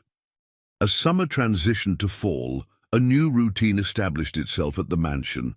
Alexander continued running his company, now with more regular hours as the quintuplets' schedule became predictable. Elena worked remotely with federal investigators while reconnecting with her daughters, the 5 little girls, blossoming under their mother's care while maintaining their strong bonds with Alexander. "They ask for you when you're in meetings," Eleanor mentioned one evening as they reviewed security protocols in the garden while the quintuplets played nearby. "They have a specific sound that means Alexander in their twin language." The observation warmed something in Alexander's chest. Despite Elena's return, the quintuplets still sought his presence, a validation of the attachment that had developed during her absence. "They're fortunate to have you back," he replied, watching Jade and Pearl cooperate to build a tower of blocks. "Their development has accelerated remarkably since your return." Elena's expression softened as she observed her daughters. "They're fortunate to have both of us," she corrected gently. "You've become important to them, Alexander. You're not just their protector anymore." The federal investigation proceeded methodically, prosecutors building a case against Blackwood's research division while carefully documenting the chain of evidence. Elena's testimony was crucial, her scientific credentials adding weight to her documentation of unethical practices. Alexander's legal team established formal co-guardianship arrangements, providing Elena with legal rights to her daughters while maintaining the security framework that protected them from potential Blackwood retaliation. The arrangement was unprecedented but effective, combining Elena's maternal rights with Alexander's resources and protection. 6 months after finding the quintuplets, medical evaluations confirmed they continued developing within normal parameters. Advanced in some areas like language and pattern recognition, but not dramatically beyond their peers. Their identical appearance still occasionally confused visitors, but those who spent time with them easily distinguished their unique personalities and expressions. The genetic modifications were far less effective than Blackwood projected, Eleanor explained after reviewing their latest developmental assessments. They're healthy, normal children with perhaps some slight advantages in specific cognitive areas. This normalcy made them less valuable to Blackwood as research subjects, but the company still wanted to prevent exposure of their unethical practices. The surveillance continued, though less aggressively, as federal scrutiny intensified around Blackwood's operations. Alexander found himself adjusting to this new dynamic, no longer the quintuplets' primary caregiver, but still an essential part of their lives. He and Eleanor developed a respectful partnership built on their shared commitment to the children's well-being, their initial wariness evolving into mutual appreciation. In quiet moments, Alexander sometimes wondered about the future. Eleanor would eventually want independence for herself and her daughters once the danger had passed. The thought of the quintuplets leaving his home created an unexpected ache he wasn't prepared to examine too closely. One evening, as Alexander returned from a business meeting, he paused in the nursery doorway. Elena sat surrounded by her daughters, reading a story with different voices for each character, exactly as Alexander had done during her absence. Amber noticed him first, her face lighting with recognition. "Ander!" she called clearly, the closest approximation to his name her developing speech could manage. The other 4 heads turned in unison, identical expressions of delight spreading across their faces as they scrambled toward him with outstretched arms. Elena met his gaze over the children's heads, a complex understanding passing between them. Whatever the future held, these 5 little lives had connected them in ways neither could have anticipated, creating something neither was prepared to relinquish. 8 months after the babies arrived, with the quintuplets now reaching 20 months, the federal investigation into Blackwood Pharmaceuticals culminated in formal indictments against the company's research division. 7 executives and researchers faced charges ranging from unauthorized human experimentation to corporate espionage and falsification of medical records. Alexander reviewed the indictment documents in his study, noting with satisfaction that the charges aligned with Elena's evidence. However, one name was conspicuously absent from the indictments: Maxwell Pierce, Blackwood's CEO and founder. "He's maintained plausible deniability," Elena explained, frustration evident in her voice as she joined Alexander. The research division was deliberately structured to shield upper management from direct knowledge of unethical practices. "Typical corporate insulation strategy," Alexander agreed, familiar with the tactic from his years navigating complex business structures. The researchers take the fall while the leadership claims ignorance. This legal maneuver might have succeeded if not for Pierce's next move, a direct approach to Alexander that revealed his actual knowledge and involvement. The contact came through legitimate business channels, a request for a private meeting between CEOs to discuss mutual interests in biomedical research. "It's clearly about the quintuplets," Alexander told Elena after receiving the request. "Pierce wouldn't risk direct contact unless he felt cornered." After consultation with federal prosecutors, who saw an opportunity to gather evidence of Pierce's direct knowledge, a meeting was arranged at a neutral location with discreet monitoring equipment in place. Alexander would attend alone, presenting himself as a potential business ally rather than an adversary. The meeting took place at an exclusive San Francisco club where privacy was guaranteed and security was tight enough to reassure both parties. Maxwell Pierce, at 62, projected the confident demeanor of a man accustomed to controlling every room he entered. His silver hair and tailored suit created the image of distinguished corporate leadership that had made him a fixture in business magazines. "Alexander," he greeted warmly, as if they were old friends rather than adversaries in an unfolding legal battle. "Thank you for agreeing to meet. I believe we can resolve our situation to mutual benefit." Alexander maintained a neutral expression, years of high-stakes negotiations serving him well. "I'm always interested in beneficial resolutions, Maxwell." After preliminary pleasantries, Pierce revealed his true purpose with characteristic directness. "Those children residing in your home are the result of proprietary Blackwood research," he stated, watching Alexander carefully for reaction. "Revolutionary genetic enhancements that represent billions in potential medical applications." "You're referring to Elena Vasquez's daughters," Alexander replied coolly. "The children placed in my care after unauthorized experimentation." Pierce waved a dismissive hand. "Legal semantics that distract from the greater significance. We're prepared to offer substantial compensation for genetic testing rights, ongoing monitoring of their development without any interference in their daily lives. And in exchange," Alexander prompted, maintaining the facade of interest while the recording devices captured Pierce's every word, "certain evidence would be returned to Blackwood's possession, Ms. Vasquez's testimony would become unavailable, and the public narrative would shift to focus on rogue researchers rather than company-directed initiatives." Pierce's smile didn't reach his eyes. "Everyone benefits: financial security for the children, resolution of legal complications, and scientific progress preserved." Alexander allowed a thoughtful expression to cross his features. "An interesting proposition. What figure did you have in mind for this arrangement?" The number Pierce named was staggering, enough to establish the quintuplets as wealthy individuals for life.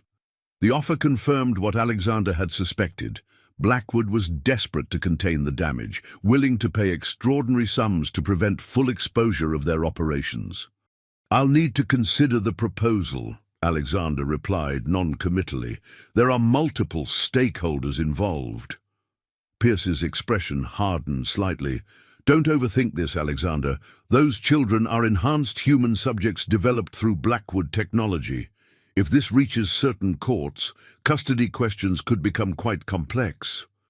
The thinly veiled threat was exactly what the federal prosecutors had hoped to capture: direct knowledge of the unauthorized experiments and an attempt to leverage that knowledge for corporate benefit. After the meeting, Alexander met with his legal team and federal prosecutors to review the recording and develop a counter-strategy. Rather than proceeding directly to additional charges, they crafted a comprehensive settlement approach designed to protect the quintuplets while extracting maximum concessions from Blackwood. "We leverage Pierce's recorded threats and explicit knowledge of the unauthorized experimentation," Jonathan explained during the strategy session. "In exchange for reduced personal charges, Blackwood surrenders all research related to the quintuplets, establishes a substantial trust fund for their future, and signs comprehensive non-disclosure and non-contact agreements." "And if they refuse?" Elena asked, the protective intensity Alexander had come to recognize flaring in her expression. "Then we proceed with additional charges against Pierce personally," the federal prosecutor replied. "The recording provides clear evidence of knowledge and participation that the corporate structure was designed to obscure. He'd face significant prison time." Alexander's team arranged a formal response meeting with Blackwood's representatives. In the opulent conference room of Jonathan's law firm, Alexander and his attorneys faced Pierce and his legal team across a polished mahogany table. "You'll face criminal charges and complete financial ruin if this reaches trial," Jonathan informed Pierce, presenting evidence that even Blackwood's carefully structured deniability couldn't withstand. "Or we can structure a settlement that allows your company to survive while providing appropriate restitution." The negotiations lasted weeks, proceeding under federal supervision, with both Alexander and Elena refusing any terms that wouldn't guarantee the children's complete freedom from Blackwood's influence. Finally, a comprehensive agreement was reached, one that provided security for the quintuplets while ensuring Blackwood could never again pursue similar research. During this intense period, the quintuplets continued their developmental progress, oblivious to the legal battles surrounding their existence. Their vocabulary expanded rapidly, now including complete sentences and increasingly complex concepts. They played elaborate games together, demonstrating the twin language common among multiples, but with sophisticated variations that hinted at their enhanced language processing. "And come play," Lily commanded one evening, tugging Alexander's hand toward the complex block structure her sisters were building. "We make castle for dragons." These moments of normal childhood, amid the extraordinary circumstances, grounded both Alexander and Elena, reminding them why the legal battles were necessary.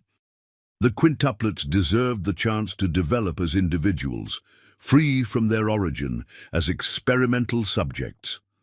As the settlement was finalized, providing a trust fund for the quintuplets' future and legal protections against any further Blackwood interference, Alexander found himself contemplating the longer-term future. The immediate threat was resolving, but his attachment to the 5 little girls who had transformed his life remained as strong as ever. "What happens next?" he asked Elena quietly one evening after the quintuplets were asleep. Her thoughtful expression suggested she'd been considering the same question. "We've been focused on protection and legal battles for so long," she replied. "Now we need to determine what normal looks like for this very unusual family." The word family lingered between them, carrying implications neither was quite ready to articulate, but both had begun to consider.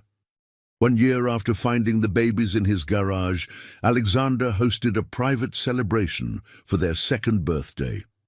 The mansion's garden was transformed with colorful decorations, a small petting zoo, and 5 identical birthday cakes, each decorated to reflect the distinct personality of its recipient.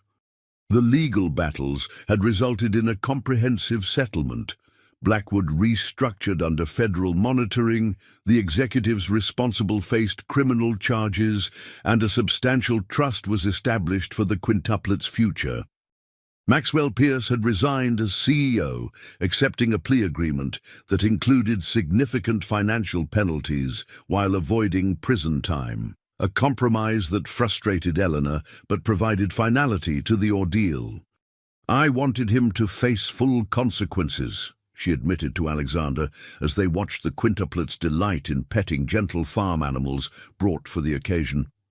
"But the settlement guarantees the girl's security and prevents Blackwood from pursuing similar research." The quintuplets, now officially named Lily, Violet, Rose, Iris, and Daisy at Elena's request, were developing into energetic toddlers with increasingly distinct personalities despite their identical appearance. Lily had emerged as the natural leader, organizing her sisters in elaborate games and speaking in the most complete sentences. Violet was the artist, already showing remarkable precision in her colorful drawings. Rose was the peacemaker, instinctively mediating when conflicts arose.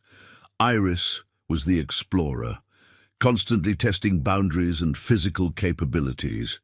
And Daisy remained the observer, watching everything with thoughtful intensity before participating. They would have been extraordinary regardless of Blackwood's interference, Elena told Alexander as they watched the girls playing.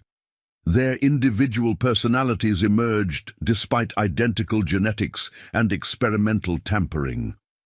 The past year had transformed not only the quintuplets, but also the adults responsible for them. Elena had healed from the trauma of her experience at Blackwood, gradually reclaiming her scientific confidence. She had accepted a position directing a research ethics division within Alexander's company, using her experience to prevent similar exploitation within the biomedical industry. Alexander had evolved from a solitary figure focused exclusively on business success to someone whose schedule revolved around 5 little people who called him Ander with affection.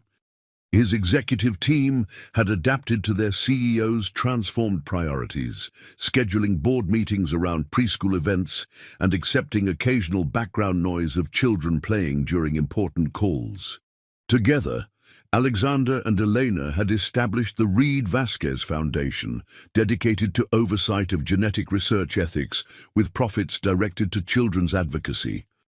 Their professional partnership had developed alongside their personal one, moving cautiously from co-guardians to friends, both healing from past traumas through their unexpected connection.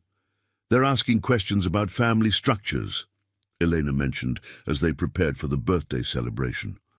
"They notice other children have different arrangements than ours." The observation highlighted the unusual nature of their household. Eleanor had moved from the guest house into a suite in the main residence 6 months earlier, providing more integrated care while maintaining appropriate boundaries. The nannies had transitioned to part-time roles, supporting the family rather than providing primary care. "What do you tell them?" Alexander asked, curious about how Elena explained their situation. "The truth, in age-appropriate terms," she replied.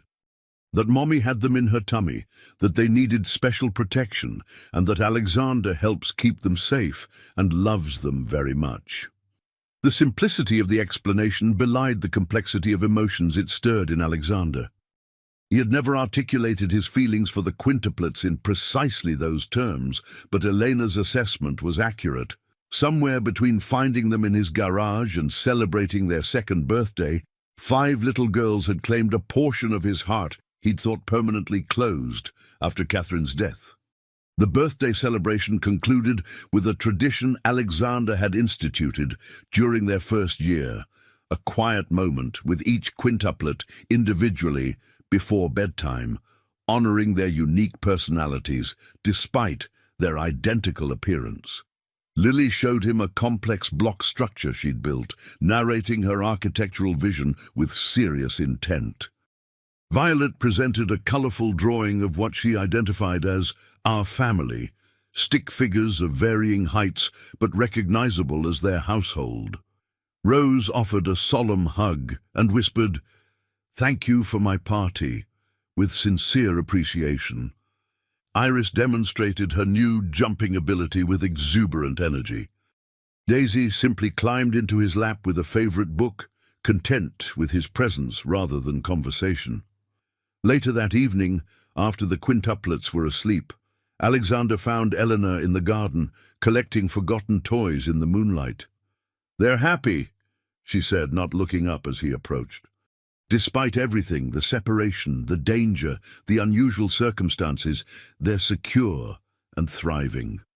"Because of you," Alexander replied, helping gather small plastic animals scattered across the lawn. Elena shook her head slightly. "Because of us," she corrected, finally meeting his gaze. "They need both of us, Alexander. They've formed attachments to both of us." The implication hung between them, a question about the future neither had fully articulated. Their relationship had evolved cautiously, mutual respect gradually developing into friendship. Both carried wounds from their pasts, Eleanor from her traumatic experience at Blackwood, Alexander from losing Catherine. "I never expected to have children," Alexander admitted, voicing thoughts he'd rarely shared. "After Catherine died, I assumed that part of life was closed to me." I never expected to have quintuplets," Eleanor replied with a small smile, "or to share their upbringing with a tech billionaire I'd strategically selected as their protector." The absurdity of their situation struck them simultaneously, tension breaking as they both laughed softly in the moonlight. "We've created something good from an impossible situation," Alexander observed, looking toward the wing where 5 little girls slept peacefully.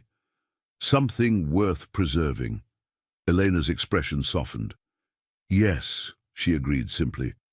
"We have."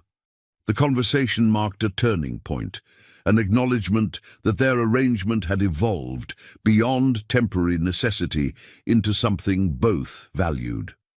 Neither rushed to define it further that night, but a threshold had been crossed in their gradual journey from strangers connected by circumstance to partners united by 5 extraordinary children.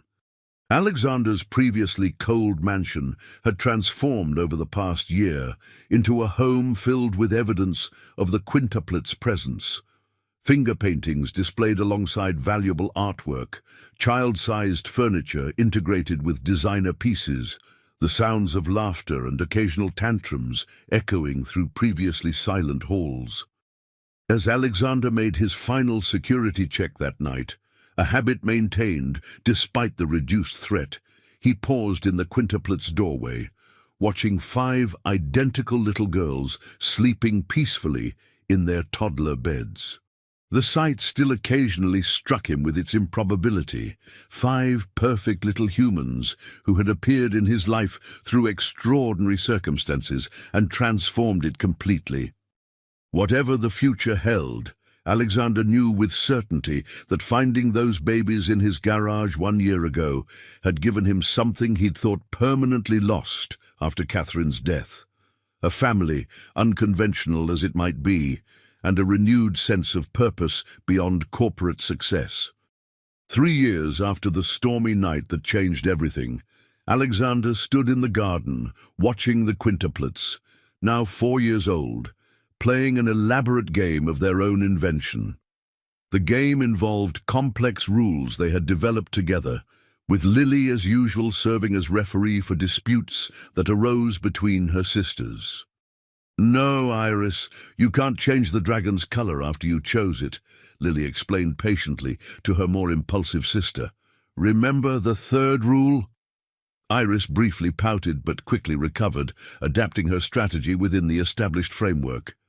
Their ability to create and maintain sophisticated play scenarios continued to impress their developmental specialists, who noted the quintuplets functioned at the upper range of cognitive expectations for their age.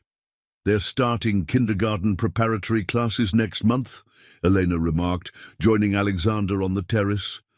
"The school's security protocols have been finalized to your specifications." Alexander nodded, watching as Violet carefully illustrated the dragon cards central to their game. "The director understands the unique circumstances." "As much as necessary," Elena confirmed.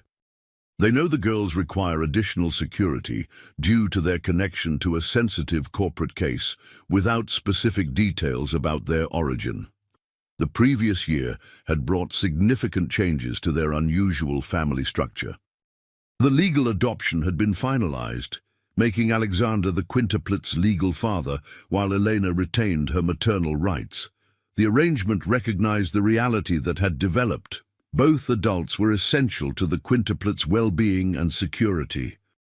Blackwood Pharmaceuticals had been comprehensively restructured under the settlement agreement, with its unethical research division dismantled and its legitimate medical development placed under external oversight. Maxwell Pierce had retired in disgrace, his reputation tarnished despite avoiding criminal conviction. Most importantly, the quintuplets had continued developing as normal, healthy children, advanced in language processing and certain cognitive functions, but without the dramatic enhancements Blackwood had projected. They spoke in complete, complex sentences, demonstrated impressive problem-solving abilities, and showed normal attachment to both Elena and Alexander. "Daddy, come see my dragon!" Daisy called, using the title Alexander had never insisted upon, but the quintuplets had naturally adopted after the legal adoption.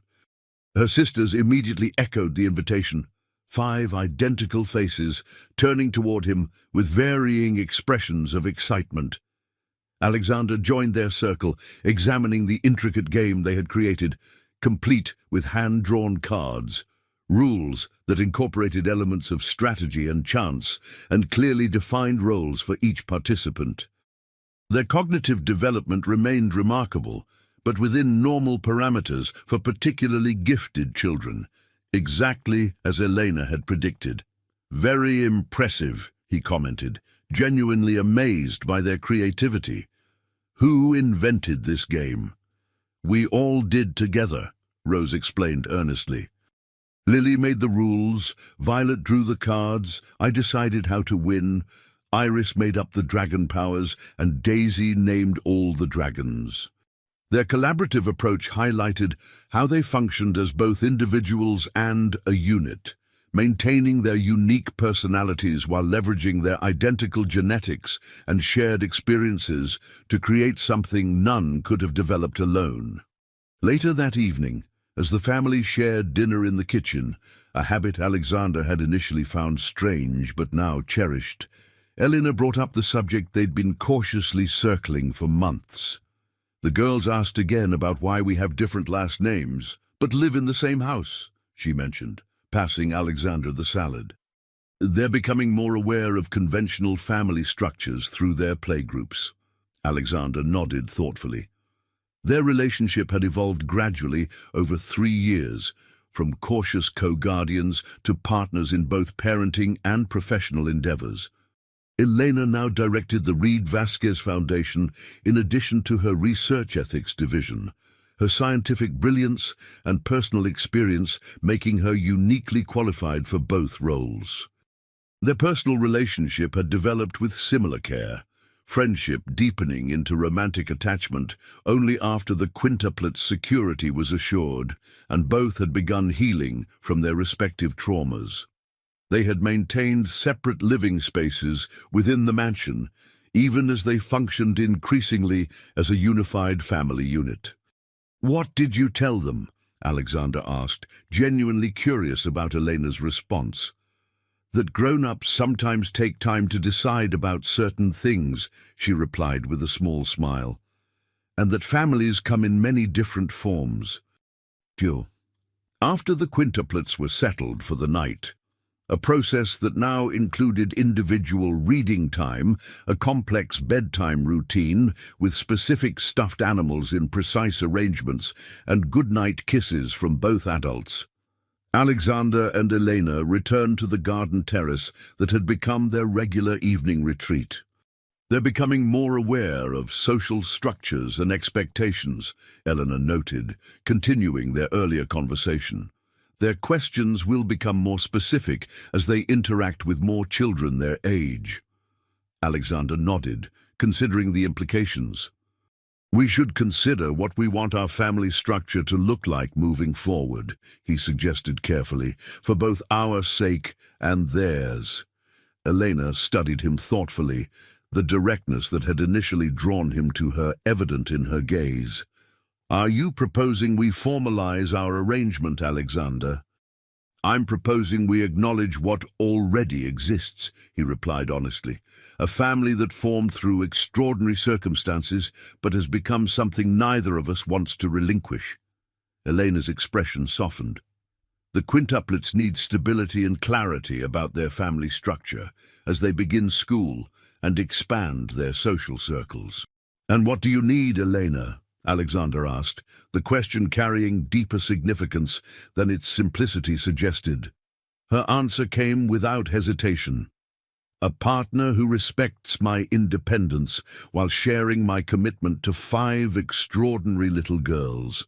Someone who understands our unusual journey because he's traveled it alongside me. She met his gaze directly. I believe I've found that in you. The moment marked the culmination of a journey neither could have imagined that stormy night 3 years earlier.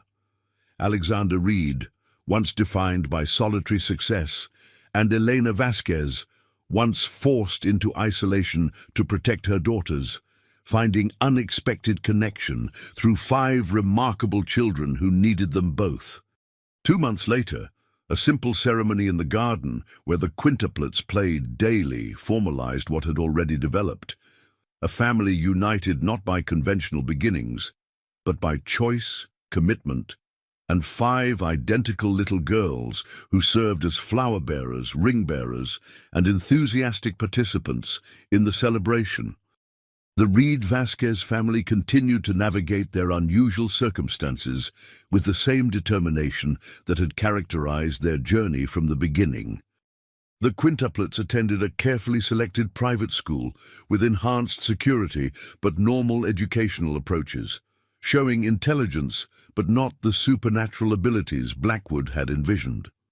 Alexander's business associates adjusted to his transformed priorities, accepting that board meetings might occasionally be interrupted by a child's important question or artwork presentation. Elena's scientific contributions to ethical research oversight earned recognition within the biomedical community, creating protocols to prevent similar exploitation of vulnerable subjects. On quiet evenings, Alexander often reflected on how 5 abandoned babies had filled the emptiness in his life, transforming his monument to success into a true home filled with laughter, challenges, and profound connection. I was supposed to be their temporary protector, he told Elena, as they watched their daughters chase fireflies in the twilight, their identical forms creating a magical dance of movement across the lawn. But they saved me instead. Elena's hand found his in the gathering darkness, her response encompassing the extraordinary journey that had brought them to this moment. Sometimes, the most unexpected storms bring exactly what we need, even when we don't recognize it arriving in our garage at midnight. Their laughter joined the quintuplets' delighted squeals as darkness fell, 5 extraordinary little girls and the 2 adults who had found unexpected healing through protecting them, creating a moment of perfect contentment that none could have anticipated on that stormy night 4 years earlier.